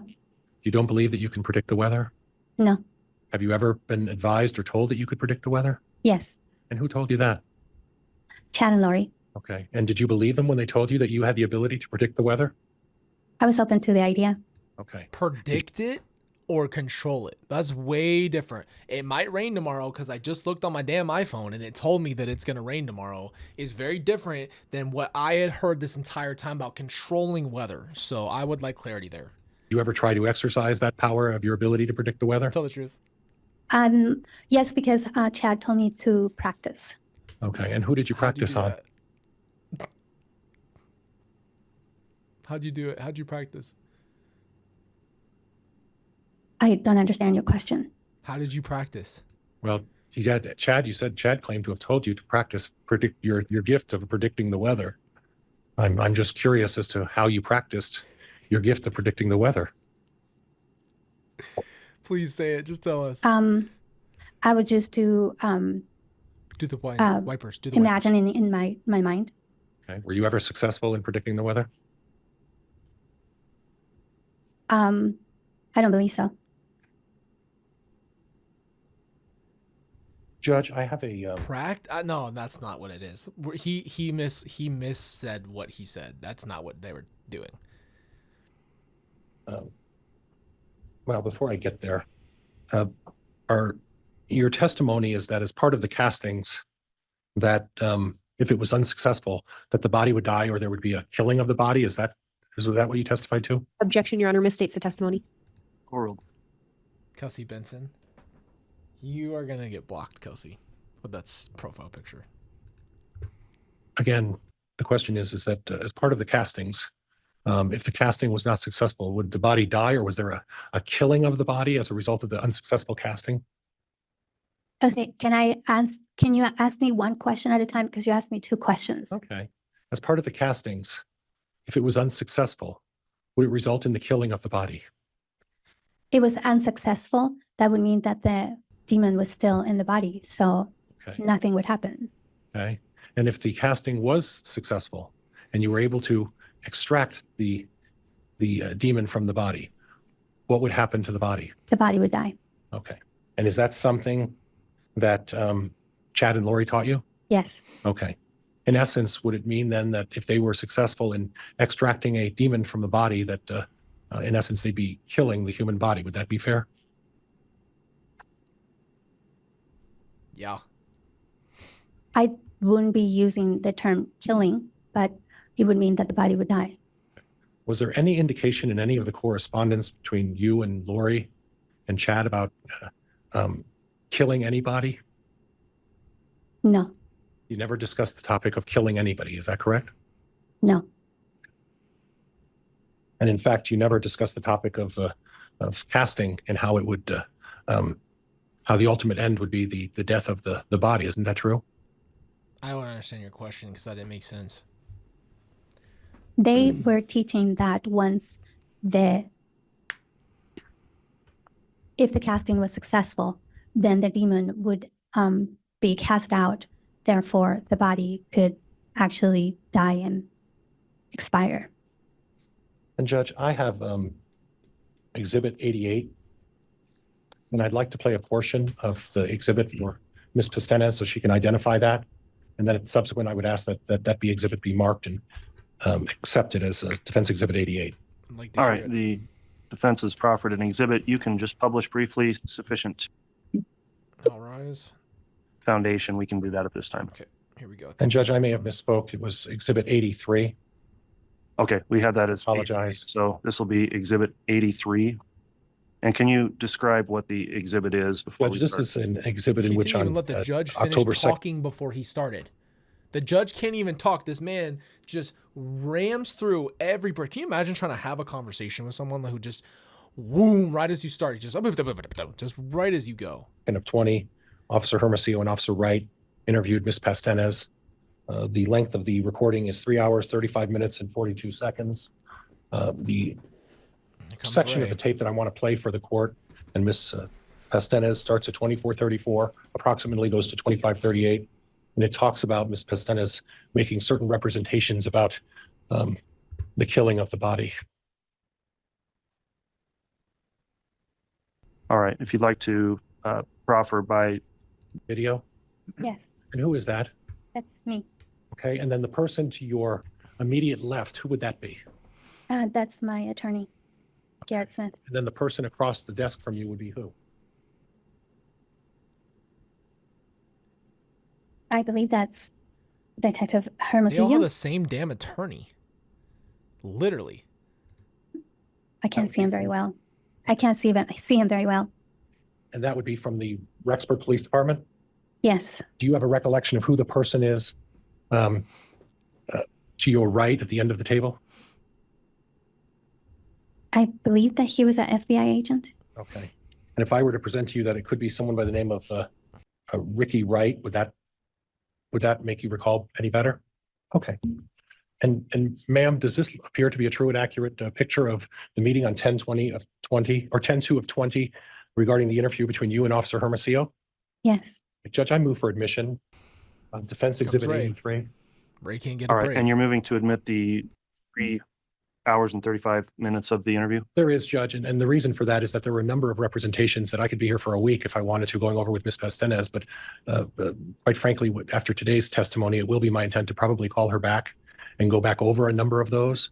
But for purposes of today, I'm just going to ask for a small portion of that be published to the jury relating to the killing of bodies after a casting. All right, what's the response from the state on the proposal to admit exhibit number 83? Your Honor, the state would object. The state would object on under Rule 403, cumulative waste of time, just confuse the jury. In addition, under Rule 613, which I think is what the defense had indicated the intention was to admit, there has to be more than just an admission of it. There has to be extrinsic evidence, and then there has to be some kind of inconsistency, and the party has to be given a chance to explain that. None of that has been done at this point in time. There's been no questions asked about any inconsistent or perceived inconsistent statements, so I think it would be premature to admit it. I think admitting it in its entirety, when Ms. Pastenes is here, she's testified about a lot of the contents, it's simply cumulative. So for those two reasons, we would object. All right, any further response, Ms. Pryor? Judge, I'm allowed to go into impeachment. I questioned Ms. Pastenes about her beliefs, or at least what she felt were conveyed by Mr. Daybell and Ms. Vallow about castings and the ultimate result. In addition, Judge, the fact that she engages in an interview for 3 hours and 35 minutes and makes a number of representations that may be inconsistent with what she said today, by that very definition, allows me to bring in those statements and allows me to submit this interview of Ms. Pastenes and Officer Hermosillo. So I'm baffled as to why the state is suggesting this isn't proper impeachment. And Your Honor, all due respect, but Rule 613B lays out the specific process. Counsel has not followed the rule as laid out in 613B. If he were to follow that rule and there is still a reason or grounds for admission, the state would understand, but the rule simply hasn't been complied with. All right, well, I've considered the offered exhibit at this time. I'm not saying you can't impeach potentially with the exhibit, but to admit the entire exhibit, which is the full interview, I think does require under Rule 613B a process that at this point we're not at. So I think it would be premature to, that it. All right, here we go. There we go. Colby, I'm sorry. I'm gonna toot my horn on one I'll thing. have you turn your mic. I'm getting freaking good at time skipping to like good spots. Hold on, please, Mr. Pryor. I don't know how I'm doing that. Exhibit number 87 is an interview on 10/23 of 20 with Officer Giacomo and Edwards of Ms. Pastenes as well. That's 87, and 88 would be a interview with Officer Hermosillo and Officer Giacomo on 4/29/21 with Ms. Pastenes, and I'm going to have them marked as exhibit 87 and 88 as well, Judge. Are you intending to publish any part of those? I will publish 3 excerpts on those respective exhibits, Judge. As Okay, well as when you do publish, just carefully identify which exhibit is. Can we fast forward? Perfect. That was never explained. Never, I don't know. He never said that. I don't think that was ever put in as an option or asked as an option. Actually, that's the first time I ever even thought about that could be an option. That my spirit could actually come back to the body. So a possibility. So did you believe it to be that once your spirit is in limbo and the demon is in your body, in order for that demon to get out, they have to kill your body to get that demon out? Is that how you understood it?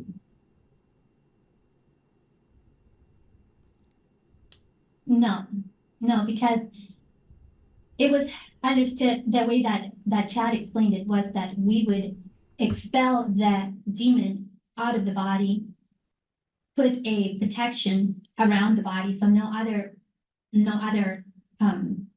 entity could come in, but they never spoke about killing the body. You see that?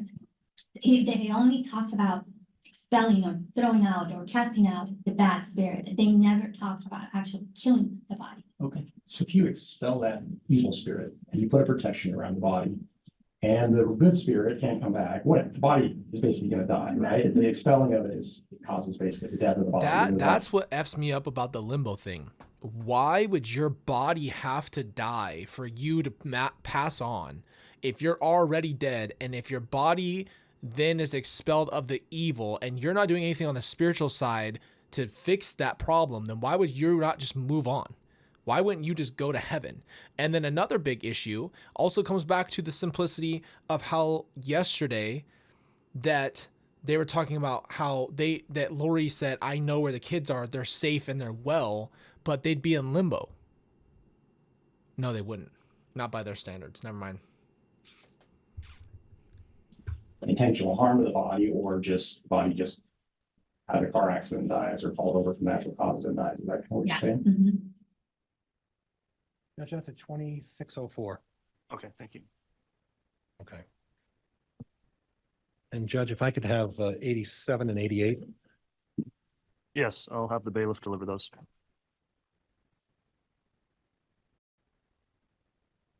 Just with me, the house though, I had prepared the rooms for them to stay at, and Payment amendments.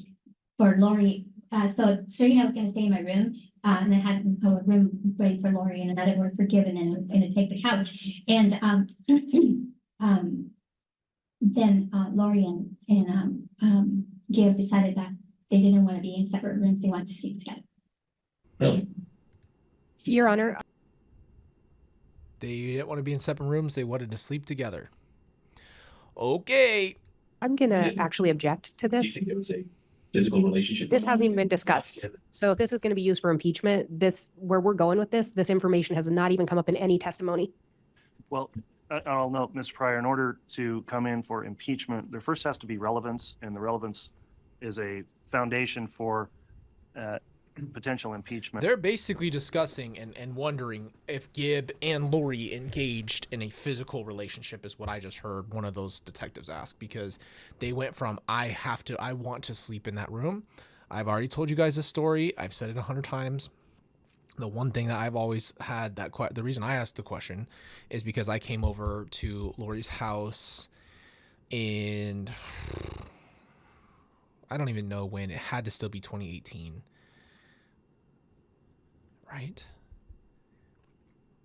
No, yeah, I don't know when it was, but it was very close to the point where I had just met Melanie Gibb, and I walked in, and Lori kind of was like getting out of bed, and Melanie Gibb was in the bed with just her garments on. And as you all know, well, you don't know, but LDS garments are something you wear. They're undergarments. You wear them under your clothes. So if you're wearing them, they're pretty see-through in a sense, and they're underwear by all definition. They're underwear. And so to be in the bed with each other with just garments on by yourselves, no one else is home, even if you're taking a nap, made me question things. That's all I'll say. And if it's something that could not be a prior inconsistent statement, then it's not relevant under 403, and therefore it doesn't come in. So if this is a topic not yet discussed by the witness on the stand, then I would agree. There's no reason to continue publishing. And Judge, the way I understood the inquiry is that the court was going to allow me to publish these statements, and then I can inquire of the witness. And this statement is not necessarily exclusive to just impeachment, Judge. This statement goes to bias and the relationship between Miss Gibb and Miss Vallow.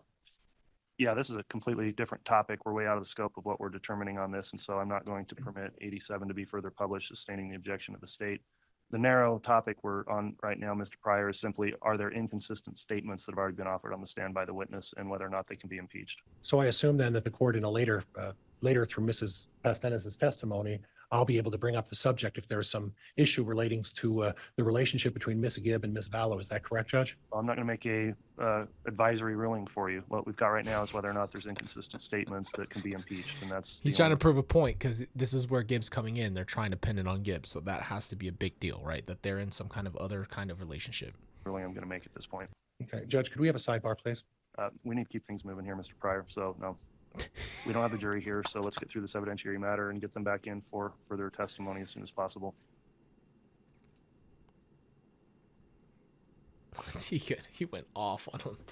No, keep it moving. Hurry up.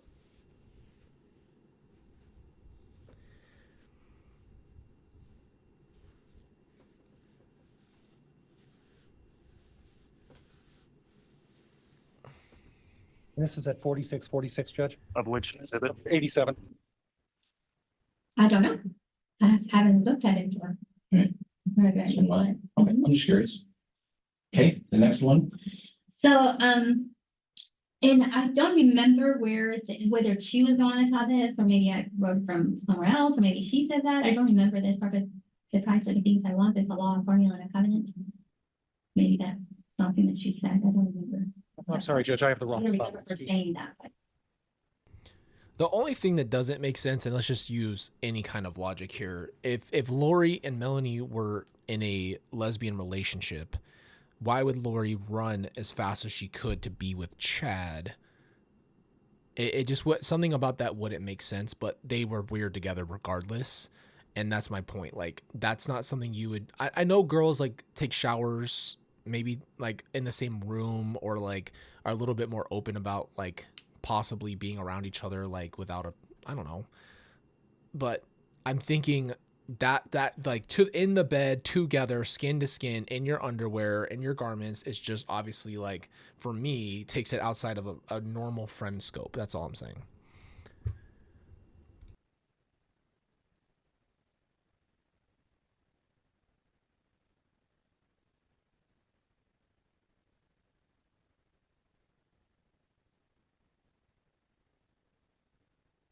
We're going to start at 4534, Judge. Is it sanctified? Is that what, or solidified? sanctified. Sanctified, okay. I wasn't see there. I don't remember what that No was. worries. Okay, moving on to 12.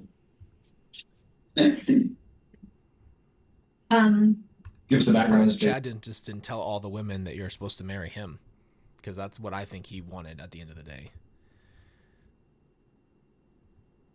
Same So this phone one here call. is another phone call with the girl said, I think it was Christina that had created this Gmail, 7 gatherers at Gmail. So that we would all be able to like share documents and information with each other that with things that we were learning, so that we could communicate it with each other. But the worst part about it is that Melanie Gibb pretended to be asleep when I knew she wasn't asleep. Like, when you clearly know someone's not sleeping and they're like this, like just their neck's not they're not relaxed into the sleep. And then I remember just kind of like feeling like I walked in on the wrong thing. So I just turned my ass around and left the room, and I just went way out of there. And I just like, I remember that feeling though, like, what the hell? Like, you just walked in on somebody, like caught them doing something, because it just felt weird to see that. And I'm like, what the fuck are you doing? Okay. So that's an email address. Did you guys use this quite a bit? For a little bit, yeah. Did you? Mm-hmm. Yeah. 7 gatherers at Gmail, and then the 7 lines 144, is that the password to get into it? Is that why you wrote that? Okay. Yeah. And this is why I needed to make Still have sure, access to that? damn it, that there was clarification when I spoke about the whole situation. There was a parody group called the 7 Gatherers that made fun of this group that called themselves the 7 Gatherers based off of these people that were the ones who were doing all the like extra harassing in all the Facebook groups and all stuff like that. So I just wanted to make sure, because I know that was confusing a couple days ago when I cleared everything up. They made fun of this group, obviously, but they called themselves the same thing. I don't know. I haven't looked at it for Right. very, very It's been a while. long. Okay, I'm just curious. Okay, the next one. And Judge, the last one under 88, given the court's ruling regarding 87, I'll reserve publishing 88 until after I've crossed the witness about some of the statements relating to that one. Okay. Okay, so the one that was just published, was that off 87 or 83? That was off 87. And Judge, I have that from 4552 to 4656. And that's the one about the discussion about the 7 gatherers. All right. So then those have been played. Those were just simply to refresh the recollection of the witness for potential and for reference of the court to see if there's an. Yeah, Kelsey, the group wasn't called, this Facebook group was not called the 7 Gatherers, but the group of the people specifically that were like high level troll people were calling themselves the Seven Gatherers as a parody to that group. Inconsistent statement with any previous testimony. As I mentioned before, the inquiry is under actually Rule 401 as to whether or not there's any relevance. And then if there's an inconsistent previous statement, that can be considered under Rule 613B. And the court has to have an inquiry first to determine the applicability of the rule. So, Mr. Pryor, what would you argue is an inconsistent statement that allows this to be used to impeach in front of the jury? Well, Judge, she had mentioned, my recollection of my notes indicate that she said that it was used a few times on this Gmail account about the seven gatherers. And I believe her testimony with Officer Hermosillo and, Officer Kiyakamanu and Officer Edwards was that it seems, I recall the words on the video saying frequently. So that seems to be inconsistent. And what I'm getting at is that this seven gatherers was used more frequently than what she had originally testified to. All right. And on the first statement, was there anything else? Because we need to make a ruling on this too. And Judge, in that situation, there was extensive discussion about killing the body and about killing. And although at the end she does say that the He's telling them the exhibit, which, oh my gosh, result could be that the body dies, there was at least an insinuation that this process was designed to kill the body. And then her testimony, at least to the police officers, and that would be Officer Hermosillo and Officer Wright, is that there was never talk about killing the body. All right. Does the state have any response before I make a ruling on essentially what we're doing here is proffering whether or not this exhibit, again, is admissible? What's the response from the state, Ms. Blake? Your Honor, I think for it to be admissible, the witness would have to be questioned as well if it were determined to be inconsistent, and see if she denies it or provides any additional input. However, before we even get to that point, the state's argument is these are not inconsistent at all for impeachment purposes. Okay. Well, comparing the whole effect of are not admitted. Castings with him, is that? I just fast forwarded because apparently, and I'm glad I did because nothing ever came of that. So they just went back and forth. That's the kind of stuff we can skip over because it's not important. Right? Yes. And who was present for that casting? The first time that there was casting done on Charles, it was Christina, Nicole, Serena, Gibb, Lori, and I. So almost the entire seven gatherers. Yes. And was this a seven gatherer casting that was that you folks had organized?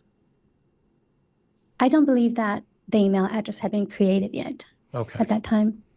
Okay. And again, in terms of the seven gatherers, is it your testimony that Gmail originally, when that account was created, that you used that account regularly? It was used for a little bit. I couldn't tell you how many times or for how many documents were shared in there.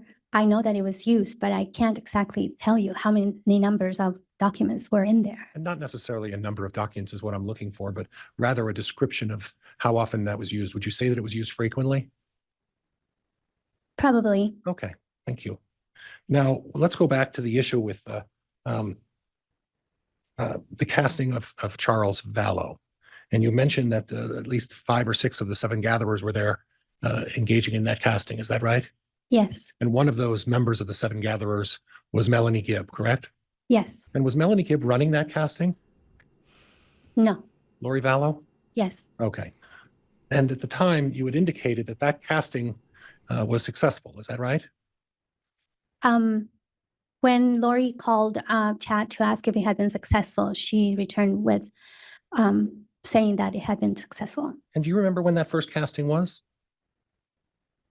It was towards the end of March of 2019. And at the successful completion of that casting, did you get notice that Charles Vallow died as a result of that successful casting? So I think that the things that Chad and Lori were teaching was that the person that the person had already died originally, and that there was a 2-minute window where an evil spirit could come into that spirit, into that body. So in actuality, what they were teaching was that the body was already dead and it was being occupied by a evil spirit. So the evil spirit kept the heart pumping, the brain working, kept the same exact accent, the way that someone speaks, remembers all their passwords. Need I keep going? I mean, seriously, it's so stupid. And to have it even be this whole thing where there's this 2-minute window. Imagine the logistics of standing in that group praying and being like, okay, we got 2 minutes, just go fire, pray fire. Like, I mean, just cover.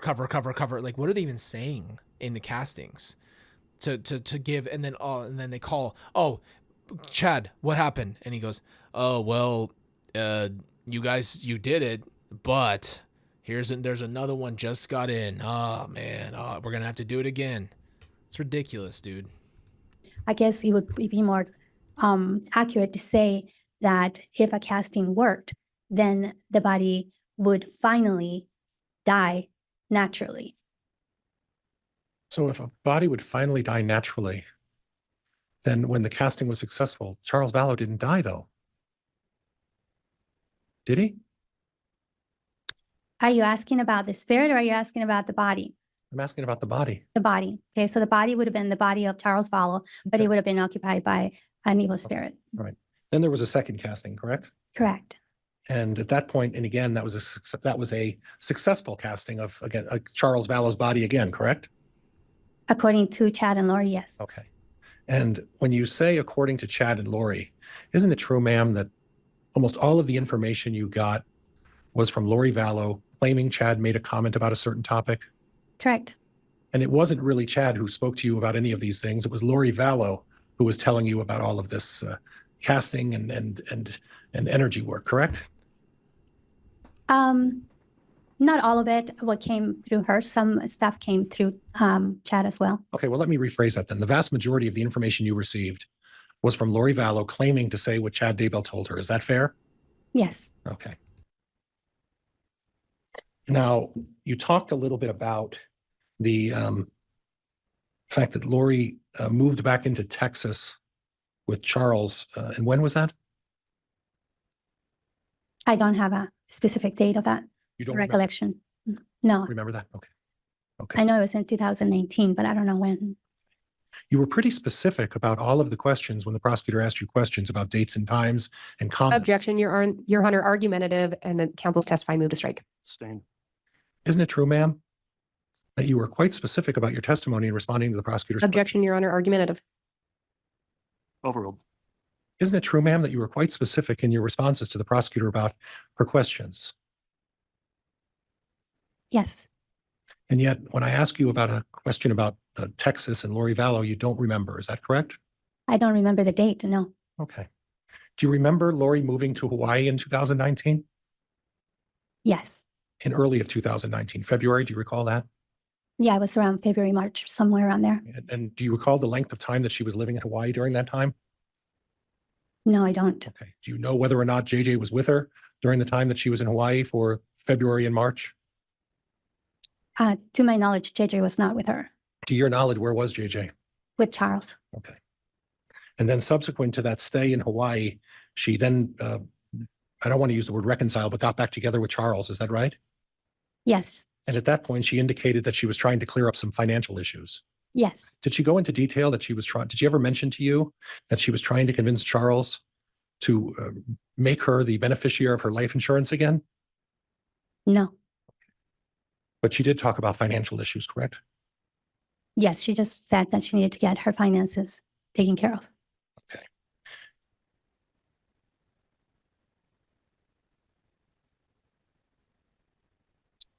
Now, you were present at the Mesa conference, correct?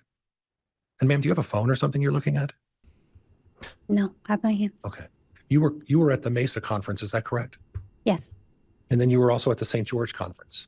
Yes. Do you ever recall at both of those conferences if Chad talked about knowing that he had a vision about Tammy's, short life? Not that I recall. Okay. You spoke about portals. Do you remember the prosecutor talking to you about portals? Yes. Okay. And you mentioned that and your comment was something to the effect, not in that context. Other than what Chad and Lori may have told you about portals, what is your knowledge of portals? Not very much. Okay. So prior to that time, you never learned anything or knew anything of portals? No, not other than movies, but Okay. Okay. You mentioned that the first time, and I believe this is what you said, is the first time you heard the word zombies was from Melanie Gibb in February of 2019. Is that correct? yes, from Melanie and Lori. Freaking- Okay. All Chad did was watch just 30 seconds of Doctor Strange and he was bricked. I'm telling you, like, it's ridiculous. The portal thing to me is so wild for so many different reasons because it's so far over from any kind of religion or anything. It's just such a random thought. And the talking in the corners to the portals, and then you can't actually use the portals. Like, they're not actual things you can do. Like, you can't just walk through them or do anything. They're just there. That's insane to me. Okay. So they were the ones who first used the term zombies, correct? Yes, Okay. And then Melanie also spoke to you, or excuse me, Lori also spoke to you about the fact that she was relying on the income from JJ and Tylee to support herself. Is that right? yes. Okay. And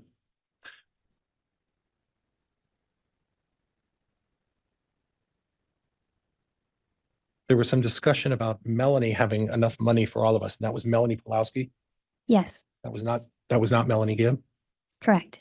And Judge, could I have Exhibit 54B and Exhibit 54? Yes, we'll provide those to you.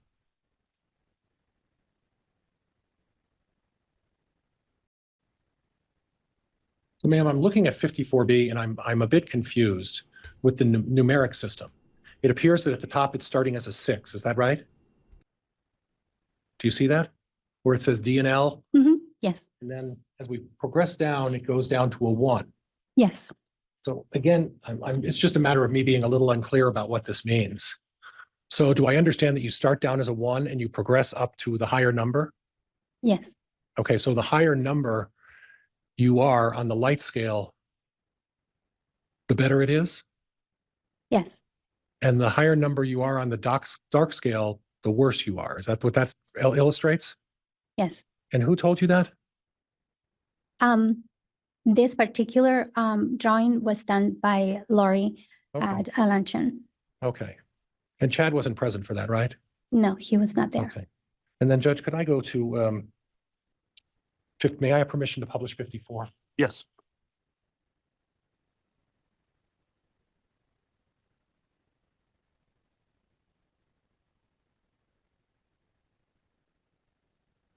So I'm looking at Exhibit 54 and I'm looking at the numeric system again.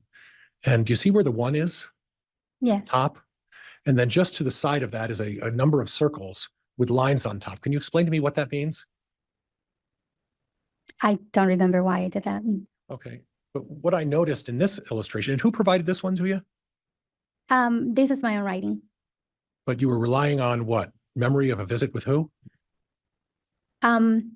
This will be memory on some of the stuff that Lori had done on the prior writing and also on the information that Chad had given me in regards to my prior lives And was that in person that Chad gave you that information? over the phone. Okay. And again, the numbering system here, it looks like you have the 1 at the top and then it works itself down to a 6. So on this particular illustration, which way are we, if we're trying to be as light as possible, which direction are we trying to go in?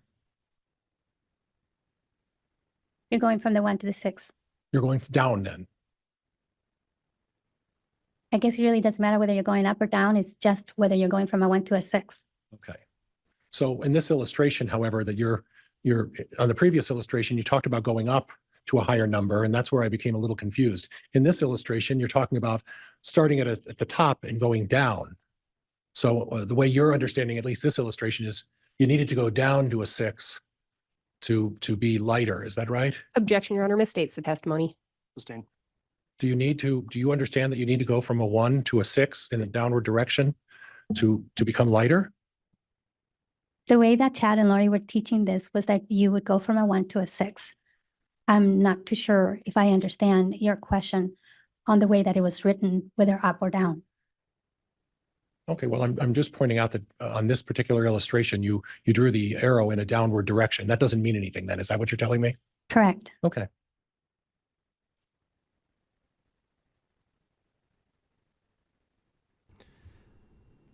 It's so hard to sit through his questions because a lot of times I don't understand what he's trying to get to. It is infuriating to listen to him talk.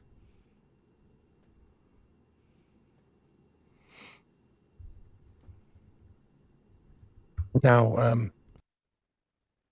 do you have any recollection of talking to other folks about instances where you've had visions of your own? Yes. Okay. And in some of those instances, did you ever talk to people about having energy sessions and then these visions came to you without the urging of anybody else? Yes. Okay. Do you recall talking about cutting and destroying cords, and that as part of your progress that you experienced visions and it involved the cutting of cords and the destroying of all the records around you? Do you recall that? No, I don't. And Judge, could I will represent this is from Lori Firststyle, iCloud.com. And I'd like to refresh the witness's recollection with this. If I could have the bailiff approach, Judge. You may.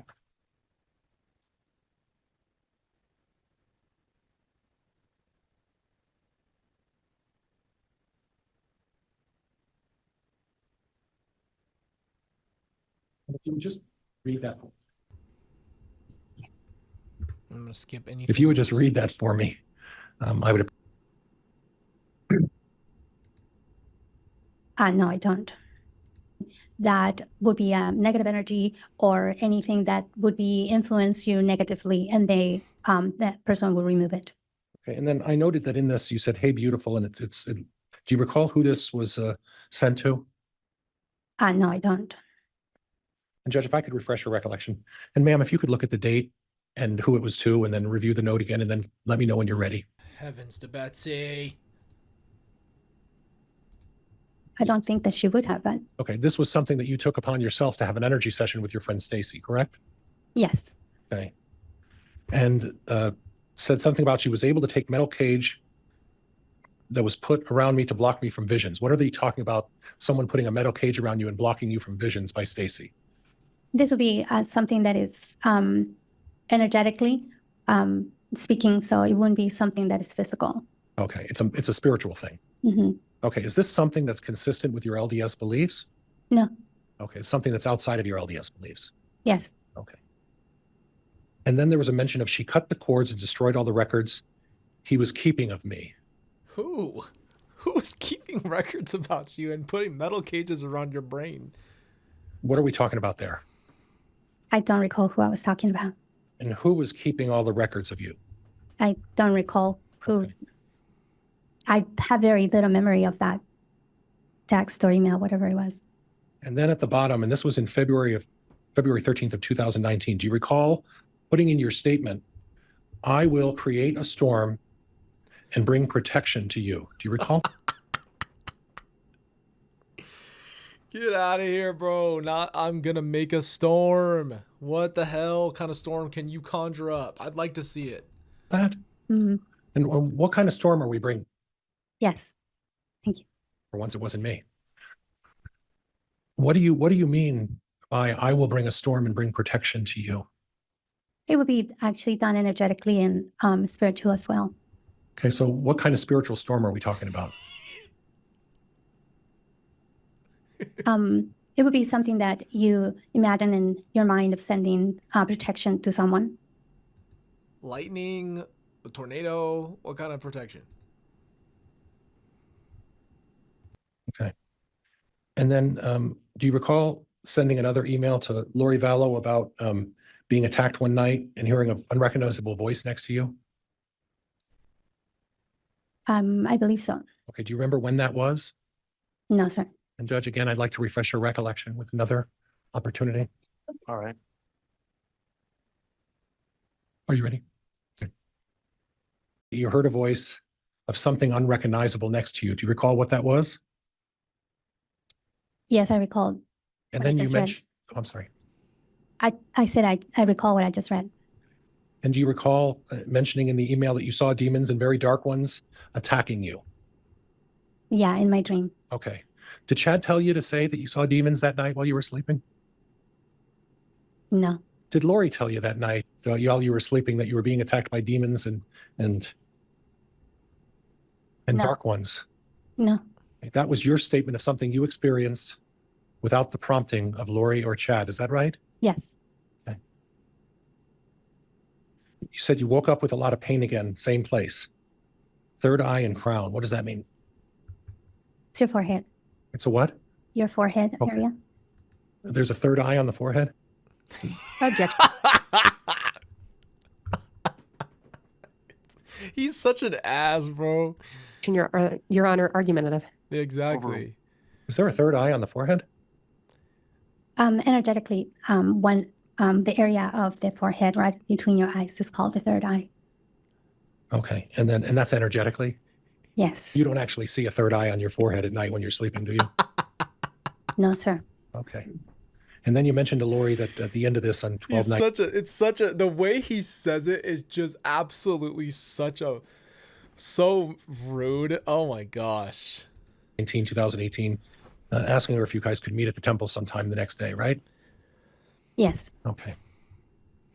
By the way, the third eye idea is not LDS either. That's more of a new age. I don't know where the third eye thing comes from, but I've heard it before. Basically what a third eye would mean is that the third eye is like the spiritual vision that you have. So I don't know if it physically means they believe there's actually a third eye. Sounds like she did, but the whole third eye idea is this idea that your third eye needs to be open to like what's really going on. I don't know. I don't know if that means you actually see things or if it just means other things. But the way he said that, bro, is crazy. And he pointed. Do you recall talking to Lori Vallow about protecting her? Yes, I did that in the past. Okay. And do you remember when you did that, No. Mr. Bailiff? Sorry, I'm going to work you today. He's not your friend.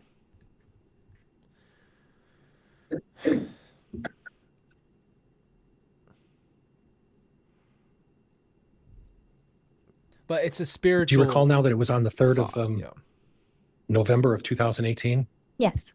Okay. Now, remind me again, when do you recall Lori first met Chad? Why are we going backwards here? October 2018. Okay. And that was at the end of 2018, is that right? In the fall of 18. Mhm. End of October, though. Was the St. George was the end of October? I know it's in October. I don't know exactly the day. Okay. And do you recall talking to Lori Vallow about, you got a clear message that you are to be protected. makes Do you recall sense. that? Yes. So the third eye is referenced in Eastern religions such as Buddhism and Hinduism. But it's, yeah, like that's the point. It's not physical and he knows that. So why is he saying it? Like he's going, is there a third eye when you sleep? Yeah, you just pop a third eye while you're sleeping. And this was from you to her, correct? Yes. And you were sending her a message saying, I'm getting a clear message that you're to be protected. So where were you getting this message from? During my meditations and prayers. Okay. And is that part of your LDS faith?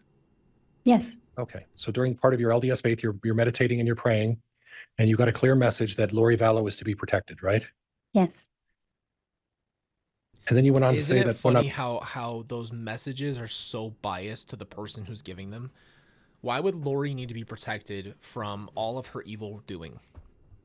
Isn't it crazy how that thing that's talking to them is literally always biased towards that person? I'm asked if I'm supposed to be one of your protectors. The answer was if angels were jumping for joy saying yes, yes, yes 3 times. Remember that? Yes. Okay. So as part of your meditation and your prayer on the night of 11/3/2008, or the day before, you were having angels telling you that Lori Vallow should be protected and you should be her protector. Is that what I understand that to be? I believe that you misstated that. Okay. Well, I believe I said it was as if angels were saying yes, yes, yes 3 times? Oh, was it? Am I incorrect on that? No, you're correct. Okay. You're correct. But when I asked, who did you ask if you were to be Lori Vallow's protector? I was in prayer, so I was during prayer and meditation. I usually talk to God. Okay. So when you were not talking to God here, brother. God as part of your meditation and prayer, you got a definitive yes, yes, yes that you were to be Lori Vallow's protector. Is that correct? Yeah, it was a feeling of yes. So that was a divine direction to you that you are to protect Lori Vallow. Is that correct? Objection, Your Honor, relevance. Overruled. Sustained. Oh, wow. Do I understand this message to mean that you are to be, you part of your role, at least at that time, was to protect Lori Vallow? Objection, Your Honor, relevance. Overruled. I don't think that's a I'll wrong sustain the question. objection. Wow. Sustained. I thought that was in the scope of what he asked, honestly.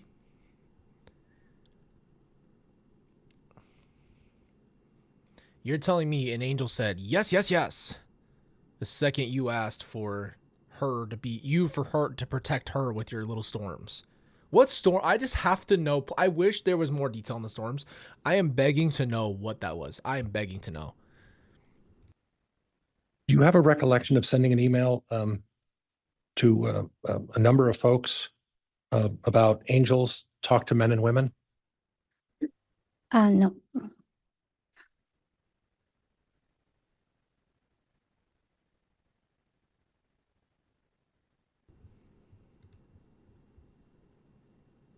Gibb, Christina Atwood, Gosh. Nicole Earl, Melanie Boudreau, Pulowski, right? Same person. Yes. Zulema, Serena Sharp, and April, right? Zulema. Zulema, I'm sorry. And you talked about Lori as a witness of that as well. Yes. And when you say angels still talk to men and women, is that implying that men and women are both good? No, not implying that. What does that mean when angels still talk to men and women? I believe that in that email or text, I was referring to the testimony that Lori had given, saying that she had visitations with angels and that she had received directions and visitations from angels. And those visitations where angels weren't ordained by Chad. Those were visions that she had on her own. Is that right? Objection, Your Honor, calls for speculation. Sustained. Do you have knowledge of whether Chad encouraged her to have visions with these angels? Not to my knowledge. Okay. And the names that I just read off, would those be the 7 gatherers? Yes, they were part of No, that. Pryor has a thing where he specifically mispronounces or missays things, even if he's corrected multiple times. He called Relief Society for the LDS Church High Society something, and they kept saying Relief Society. They kept, he says things on purpose and messes them up after multiple corrections. Okay. Email. So that email that you sent out on 4/14 to Melanie Gibb and those other folks were in reference to your discussion about the angels. Is that right? Yes. Okay.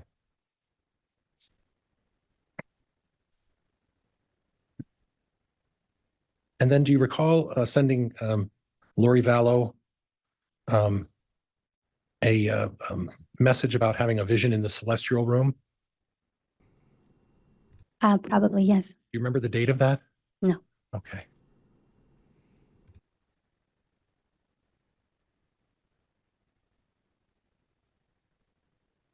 You guys are doing amazing with me. Thank you. I really do love you guys. Appreciate you. Whenever he goes up, it's really rough. It's not even coherent. It's not good. It's not a good defense. So it's hard to sit through it. Whoa.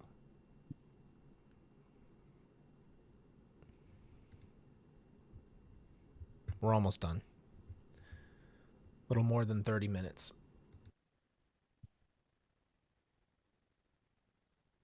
Do you recall the date of it now? Yes. 11/29/18. Is that right? Yes. Okay. You made mention, hey, love, I'm leaving now. Is that to Lori Vallow? Yes. Okay. Have to go to work. LOL. What's funny about going to work?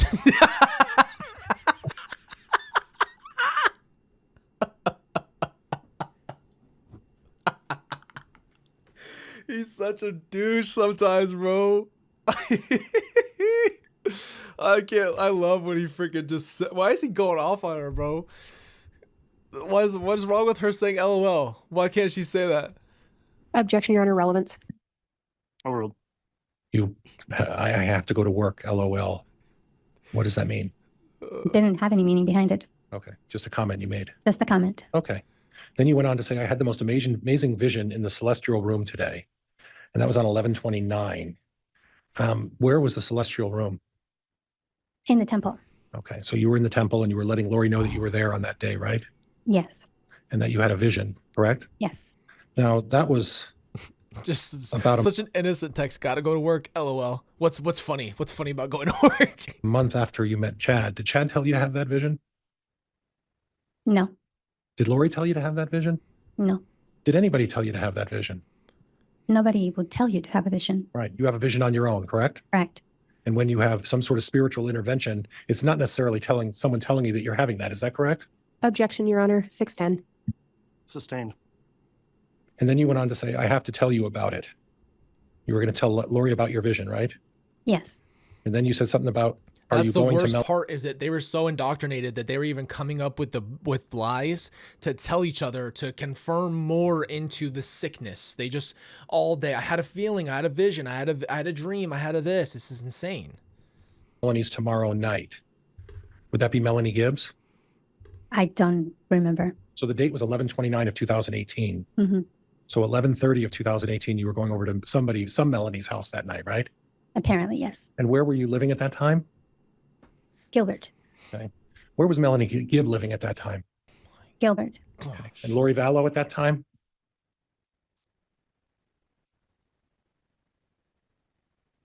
She would have been living in either, I believe she was living in Gilbert or Chandler, that area. Now have you heard the accusations about Brandon Boudreaux? Is that right? What accusations? About someone allegedly shooting at Brandon Boudreaux, Melanie Pulaski's ex? Yes, I heard of that. Okay. And do you know who's accused of doing that? Yes. And who is that? Alex Cox. Okay. Did you have any involvement in planning the shooting of Brandon Boudreaux? No. Okay. Did you know about the fact that he was going to do that? No. Okay. And again, ma'am, if we could just go over this very quickly. You initially, Well, to be fair, only thing fair to her would be the fact that they started dating at the end of October and then got married and engaged, I guess, a few days later, and then married a week after that. So I don't know. met Alex Cox when? I met him at the conference in November of 2018. Okay. So now you remember it's November of 2018, not in October of 2018 was the conference. Objection, Your Honor, argumentative, and this was asked and answered. Sustained. See what he's trying to do? His whole game is just to try to lead you and then take you backwards to see if you misstate to make you look like an idiot. It's such an easy thing to do. It's stupid, but it's simple. Conference in November of 2018, was that the conference Chad was speaking at? There was a conference in Mesa, Arizona in November of 2018, and Chad was speaking at that conference, and he also had a table where he was selling books. Was that in St. George or was that in Mesa? I just said it was in Mesa Okay. And then when was the St. George conference? in October What year? 2018. Okay. Getting spicy caliente. So you met Alex in November of 2018, correct? Correct. And at that point, you noted that, at least to your knowledge, Alex and Chad were not close or knew each other, correct? They were not close. Okay. But they didn't appear to be. Now, you've heard the allegations regarding Charles Vallow, is that right? What allegations? That Charles Vallow was shot? Yes. And do you know who was accused of shooting Charles Vallow? Yes. It's not an are you- accusation. are It's you aware- reality. It's not even an accusation. That initially that was determined to be a self-defense, Yes. and then subsequently the police officers changed their thoughts on that. Is that right? Yes. Are you also aware that Chad Daybell has not been criminally implicated in that allegation? No, I was not aware of that. Who gives a shit? So then you met Alex in November of 2018, and then you didn't start dating him at that point, is that correct? No. Chad has a text with Lori where he says it'd be hard for Charles to change his life policy after he had 2 bullets in him. So yeah, let's pretend that Chad didn't know anything. Okay, stupid ass. You started dating him in about August of 2019? Yes. No. Okay. That's And then not how what you often said. would you see him in August of You didn't say 2019? August. You said October. You started dating on the day of October 30, on Halloween. I remember it. How in the hell are you not remember it? He's trying to get you. I saw him at a few times in Lori's house, and then one time in August we went out to dinner together. Okay, so one dinner date in August of 2019. Mhm. And then when again did you get engaged? In November of 2019. So between August and November, when you got engaged, how many dates did you go on? They didn't date in August. They dated in October. Is what she Relevant, just Your told Honor. us. Objection. Overruled. He's getting her because she's going back and forth.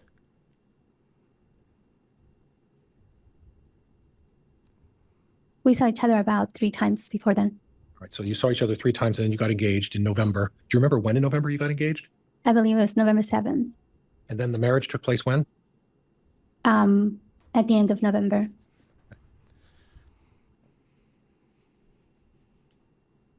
And Judge, may I have just a moment to go through my notes? Yes, you Thank may. you, Your Honor. Finally, Your Honor. You just called him judge again. In what occasion? 4/29/21 in Arizona. Yeah, I believe that was one of the interviews I had with him. Do you remember that interview? Parts of it, yes. Okay. Was there ever a time that there was a discussion about attempting to make your testimony credible? I don't recall that. Okay. Judge, could I have a sidebar, please? No. Yes. Damn. Skipping all right. this. Ms. Pastenes, Mr. Smith, and Ms. Smith, and a discussion regarding credibility. Mr. and Mrs. Smith. All right, once you have that teed up, just indicate what exhibit number proposed it would be and where you're playing it from. And Judge, I'm proposing that it's exhibit number 88 by the defense. I'm going to be, I'll represent to the court that it's 1 hour, 57 minutes and 43 seconds is the entire tape. I am going to attempt to try to start this at 7 minutes and 30 seconds. Okay. And I would like to put this up on the HDMI if I may, Your Honor. Yes, you may. You can hurry the frick up. Okay, I was going to skip, but I won't.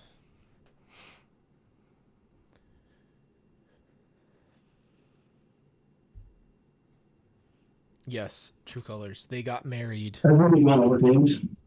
They all got married in like a group, and then they were each other's witnesses.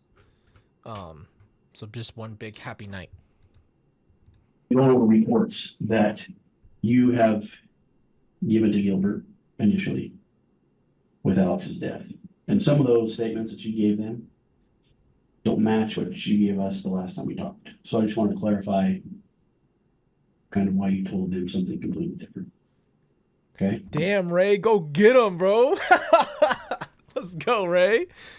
So when I was discussing last time with you, about Was this the day that Alex died? Is that what you're talking about? the day Alex died. So do you remember anything that you told those guys as far as Lori and Chad? Or... Very, very little. Kelsey, you can't just do that and not explain it. I have to give you guys one completely random thought. I promise we're going to get back to this. But there's Carter loves Danny Go. Danny Go is the guy who dances in front of a green screen and like, you know, makes music and is like for babies and kids and stuff, right? And Danny Go has a Christmas one that just we cannot avoid. And so every time we turn on Danny Go for Carter, there's this one where Santa comes in and literally starts singing and does this remix. I might have to play it at the end of this just because this day sucked. I'll play the Danny Go on sped up. Okay, I'll find it. I don't remember much of what happened. To tell you the truth, there's a part of like between like 2 weeks there that there isn't much. Like it's very foggy for me. but that night specifically, there No. are certain things that That's how he interrogates me at home too. Oh, that's my favorite so far. So I'm just gonna say, what you said earlier doesn't really match up with what you're saying now. I remember, but not all Christy, of it. that's And the I don't best. remember, like, I can't put a timeline together. Like, I don't know what happened first and what happened next. I don't know which one was first and which one was second. I really don't. I've been trying to put it together, but I haven't been able to. We've also never seen what, statements she's purported to have made, so it's, Well, I can let you look at a copy, but so when Gilbert Police, let me just preface this. We're just trying to eliminate some of the things maybe defense for Lori and Chad are going to bring up during trial. Okay. And part of that defense could be that they try to pin this on other people, right? So, or make you not look as credible as what you are in case you have to testify. Mhm. So in order for us to make you look credible and to use what you say in court, we want to kind of jump out ahead of any type of defense that they're going to bring up. And try to make it look like you are lying or trying to get back at them or something like that. So going over these reports, that's kind of what we were doing to make sure that everything that you told us kind of matches what has happened, right? And so when we were going over Gilbert's reports, there's some things in there that you said that you told us about when you last talked to Chad and Lori and about when you, well, I'll just come out and ask you. You told Gilbert that you had no idea how to get a hold of Lori and Chad when they asked you who Alex was. Can you tell me why you told them that?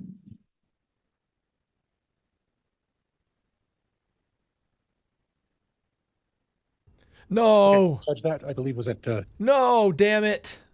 You can't lure me in like that and then frickin' end it.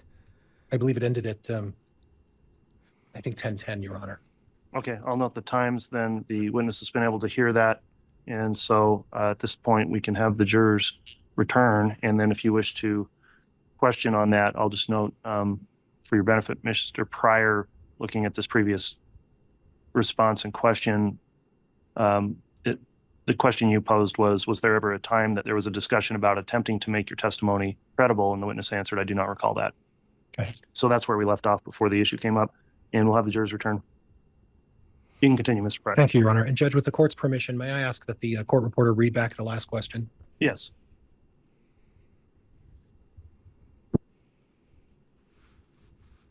And to clarify there, Madam Reporter, that would be the question posed before we talked about, break in the sidebar. I'm thinking about playing the Danny Go at the end of this for you guys. Yeah, the same one I read back just momentarily ago. For a time that there was a discussion about attempting to that's one credit answer I did not follow up. You've had an opportunity now to review an interview between you and Officer Hermosillo, is that right? Yes. And your previous testimony was that in terms of someone trying to make your testimony more credible, do you have a better recollection of that situation? Yes. And at that time, in your discussions with Officer Hermosillo, was there a discussion about attempting to make your testimony more credible? Yes.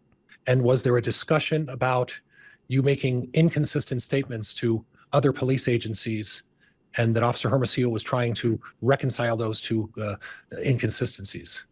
Yes, he was trying to reconcile. And at that point, was it also your discussion with Officer Hermosillo that he was trying to make it so that they could minimize how a defense attorney may attack you in terms of those inconsistent statements? Yes. And was it your understanding that Officer Hermosillo was trying to put you in a position where you would testify in order that you wouldn't be as vulnerable to attack by the defense counsel? Objection, Your Honor, calls for speculation. Overruled. Was it your understanding that Officer Hermosillo was aiding you in trying to make it so that defense counsel could not attack you about your inconsistent statements to various police agencies? Yes. And Officer Hermosillo again is who? He's one of the law enforcement that interviewed me. from the Rexburg Police Department? You know who it is. Yes, In addition, Officer Kiyokamano was there as well. Is that right? yes, And your attorney was there as well, right? yes. Was it your understanding as part of that meeting that what you were attempting to do was to get your story straight when you had to testify in a trial of this case? Objection, Your Honor. Argumentative misstates the evidence or Overruled. testimony. It's overruled. Is it your understanding that what Officer Kiyokamano of the Rexburg Police Department, Officer Hermosillo of the Rexburg Police Department, and your lawyer and you were trying to get your story straight about all the inconsistent statements you made to various police Objection, Your agencies? Honor. Argumentative. Sustained. Move to strike. That's sustained. I strike the question.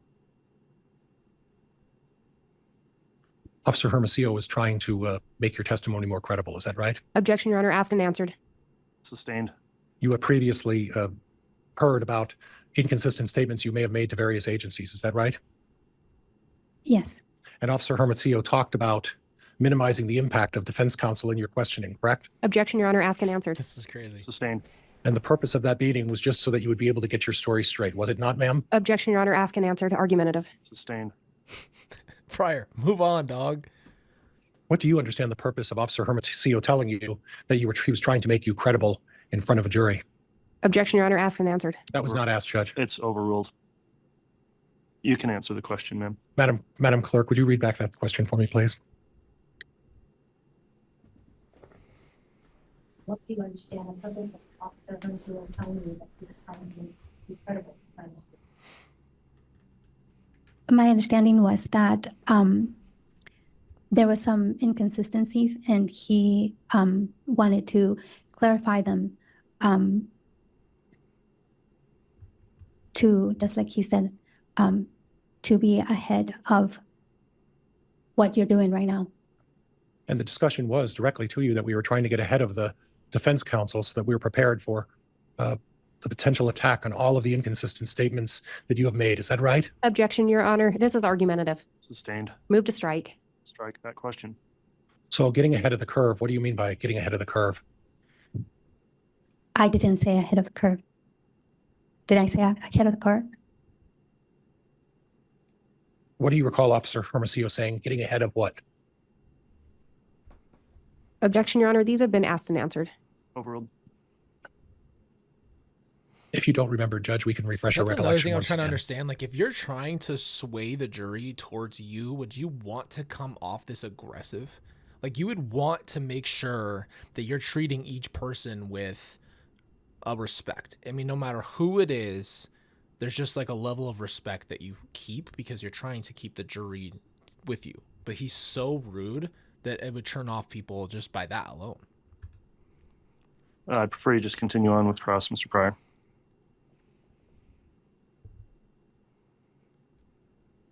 Do you believe it was the intent of your discussion with Officer Hermosillo on that day of 4/29 of 21 to prepare you to testify today? Yes, And you believe that as part of that preparation, he was discussing with you how we can, you folks, you, your lawyer, Officer Kiyokamano, and Officer Hermosillo can frame your testimony in a way that resolves some of the... Objection, Your Honor. This is argumentative and it's misstating the testimony. And it's been asked and answered. It's sustained. Judge, I want the witness to go back and have to review the... Well, there hasn't been any response, Mr. Pryor, that she doesn't recall. It's just been some sustained objections in the way you're framing the questions. So just ask additional questions and then we'll see if she needs to be refreshed or not. Do you specifically recall what Officer Hermosillo referenced when he said he was trying to get you ahead of something? yes. What did he say? He said that he was trying to get ahead of what you're doing right now. So in other words, he was aiding you in resolving different statements you may have made in the past. Objection, Your Honor. Argumentative and mischaracterizes the testimony. Sustained. Move to strike as well. It is What- stricken. And it is stricken, and I'll reiterate, and I may not have done this before, when I indicate things are stricken, ladies and gentlemen of the jury, that means you are to disregard that and not consider it in any way in your deliberations. And I've said that on multiple occasions here, but that's just a clarifying instruction from the court at this time. Mr. Pryor, you can continue. And what did you understand when Officer Hermosillo was trying to get us ahead of something? What exactly was he trying to get ahead of for your benefit? Objection, Your Honor. This has been asked and answered multiple times. Sustained. Thank you. Move the fuck on. Isn't it true, ma'am, that the purpose of your meeting with Officer Hermosillo was to mold your testimony in a certain way today? Objection, Your Honor. Asked and answered misstates the testimony. Overruled. Isn't it true that the Oh, purpose? Mr. Pryor, I'm sorry, there was Judge. a question posed. She didn't answer yet. Let's see if she answers the question, please. No, it was not to mold it. Okay. What do you believe the purpose was? Objection, Your Honor. This has been asked and answered multiple times. Sustained. It's sustained, Mr. Pryor, and we're not going to keep going down the same path of asked and answered. So you either need to change topics or we need to move on one way or another. Oh my gosh. At any that other was- time, did you meet with a police officer to discuss the credibility of your previous testimony? Not that I recall. So this would have been the only instance where you were with a police officer discussing that very topic. Is that right? I believe so. And would you agree with Officer Hermosillo that in the past, in talking with police officers and law enforcement agencies, that you have had an occasion to tell inconsistent stories about the circumstances regarding this case? Objection, Your Honor. This is argumentative and it mischaracterizes the testimony. Overruled. And Ms. Clerk, would you please read back the question for me? You just asked it. Man, gosh dang, bro. Just an hour plus of nothing. That you had an occasion to tell inconsistent stories about circumstances regarding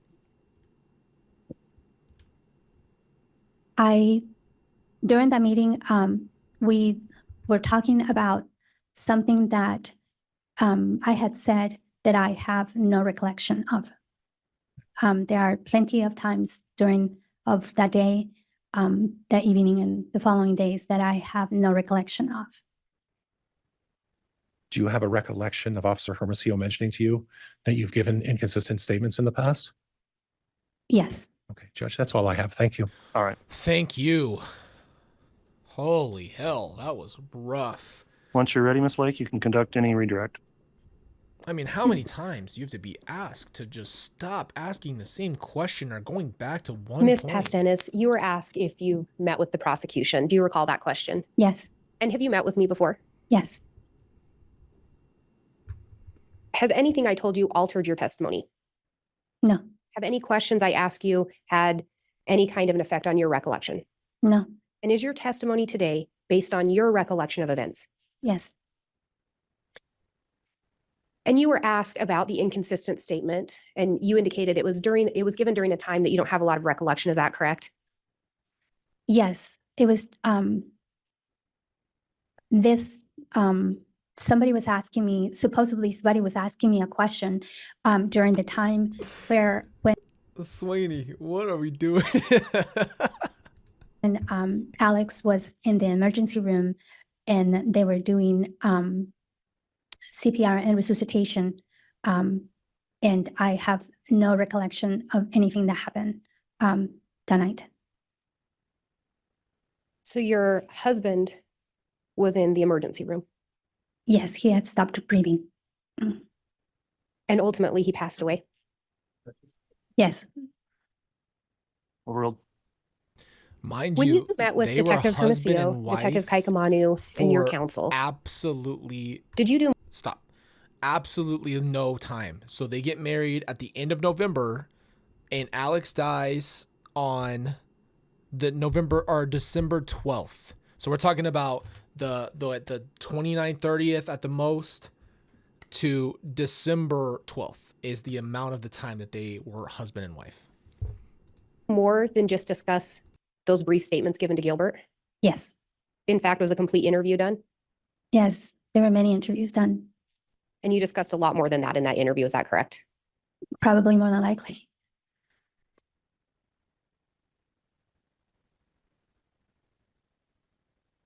And you were asked about who it was that you would generally communicate with about these spiritual teachings of Chad and Lori's. Do you recall that question? Yes. Was it Lori that you would usually talk to? Yes. Do you know where the ideas originated from? The ideas originated from Chad. And do you recall talking about that, preparing a people conference in November of 2018 in Arizona? Yes, I remember that. And do you recall talking about another gathering at Lori's house that was around that same time? Yes. And again, who was it that was teaching about the translation process? It was Chad. And Lori wasn't teaching. Oh, translation process.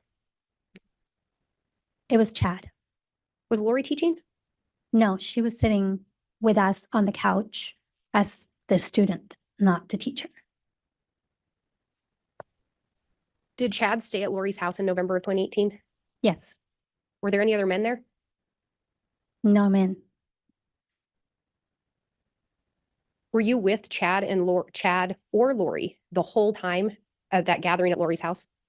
No, I left shortly after they gave me a blessing. So you wouldn't know if they had any interactions when you weren't present? Correct.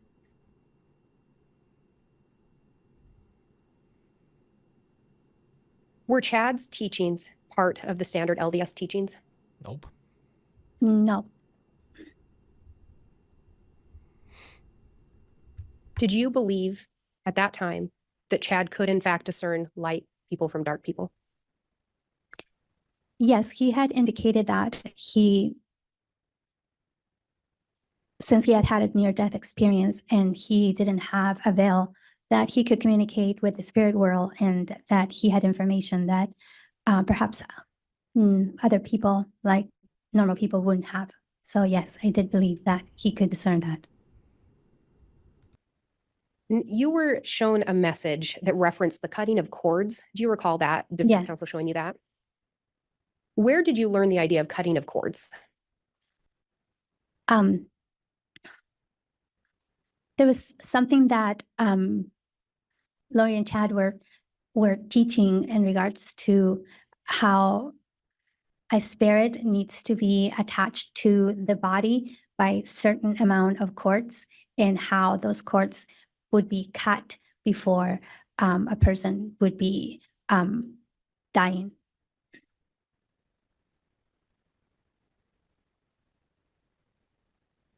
And I think counsel asked you about Chad telling you, or Chad and Lori telling you, that you had some spiritual gifts with being able to discern the weather. Yes. And is that who told you you had those gifts? Yeah, Chad did. And Chad told you to practice that? Yeah.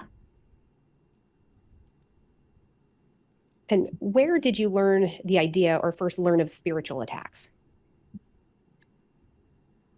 I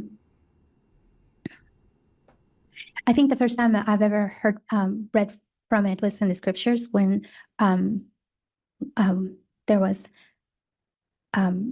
mentions of people being possessed and attacked by evil spirits. And did Chad and Lori talk about spiritual attacks as well? Yes. Did the way they describe them differ from what you'd read before? Yes. It was a much more detailed way that they were teaching it.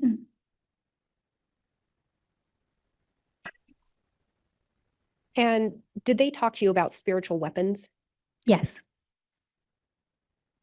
Did you ever turn to Chad to ask for assistance with spiritual weapons? Yes. Did he tell you that he could help with that? Yes. Did he tell you whether he could send spiritual weapons? He has said that he could actually visualize them and then remove them.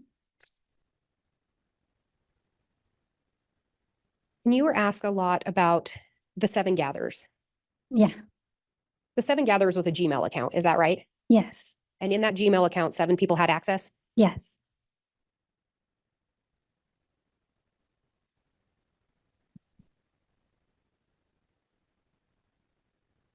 And the idea of castings, did Chad and Lori talk to you about that at different times? Yeah. And if a casting was successful, a spirit would be cast out, is that right? Yes. And there were times another spirit may come in. Yes. That didn't mean the first casting wasn't successful, is that right? Correct. And if the casting was ultimately successful and the spirit's cast out and no other spirit comes in, what would happen to the body? The body will finally die naturally. Was Tammy deemed dark? Judge, I'm going to object at this point. It goes beyond the scope of cross-examination. I'm going to overrule that. I think that was brought up in direct. Was Tammy Daybell deemed dark? Yes, as she was deemed that she had been possessed, so she had become a zombie. And is Tammy alive? No. Was Charles deemed dark? Yes. Is Charles alive? No. Was JJ deemed dark? Yes. That's JJ my alive? question at the end of it all. Come on now. No. Was Tylee deemed dark? Yes. And is Tylee alive? No. I have no further questions. All right, thank you. All right, that'll conclude the testimony All of right, this guys. witness then. Holy Ms. crap. Pastenes, What a day. before you What step a day, guys. Whoo, wow. We've been through the ringer. Here's Danny Go. Let's see if it works. Elves? Let's dance with Santa. I've heard that about 2 billion times over. I can't handle that anymore. I'm telling you, I don't know how it's on so often, but it's just like go straight to Danny Go. So that's something else, huh? And that's how you end a, what, 5 hours, 4 hours, whatever we've been on here for. It's been a long time. I absolutely love you guys and appreciate you. Thank you guys for being here. We will have our stream tomorrow and Friday as well.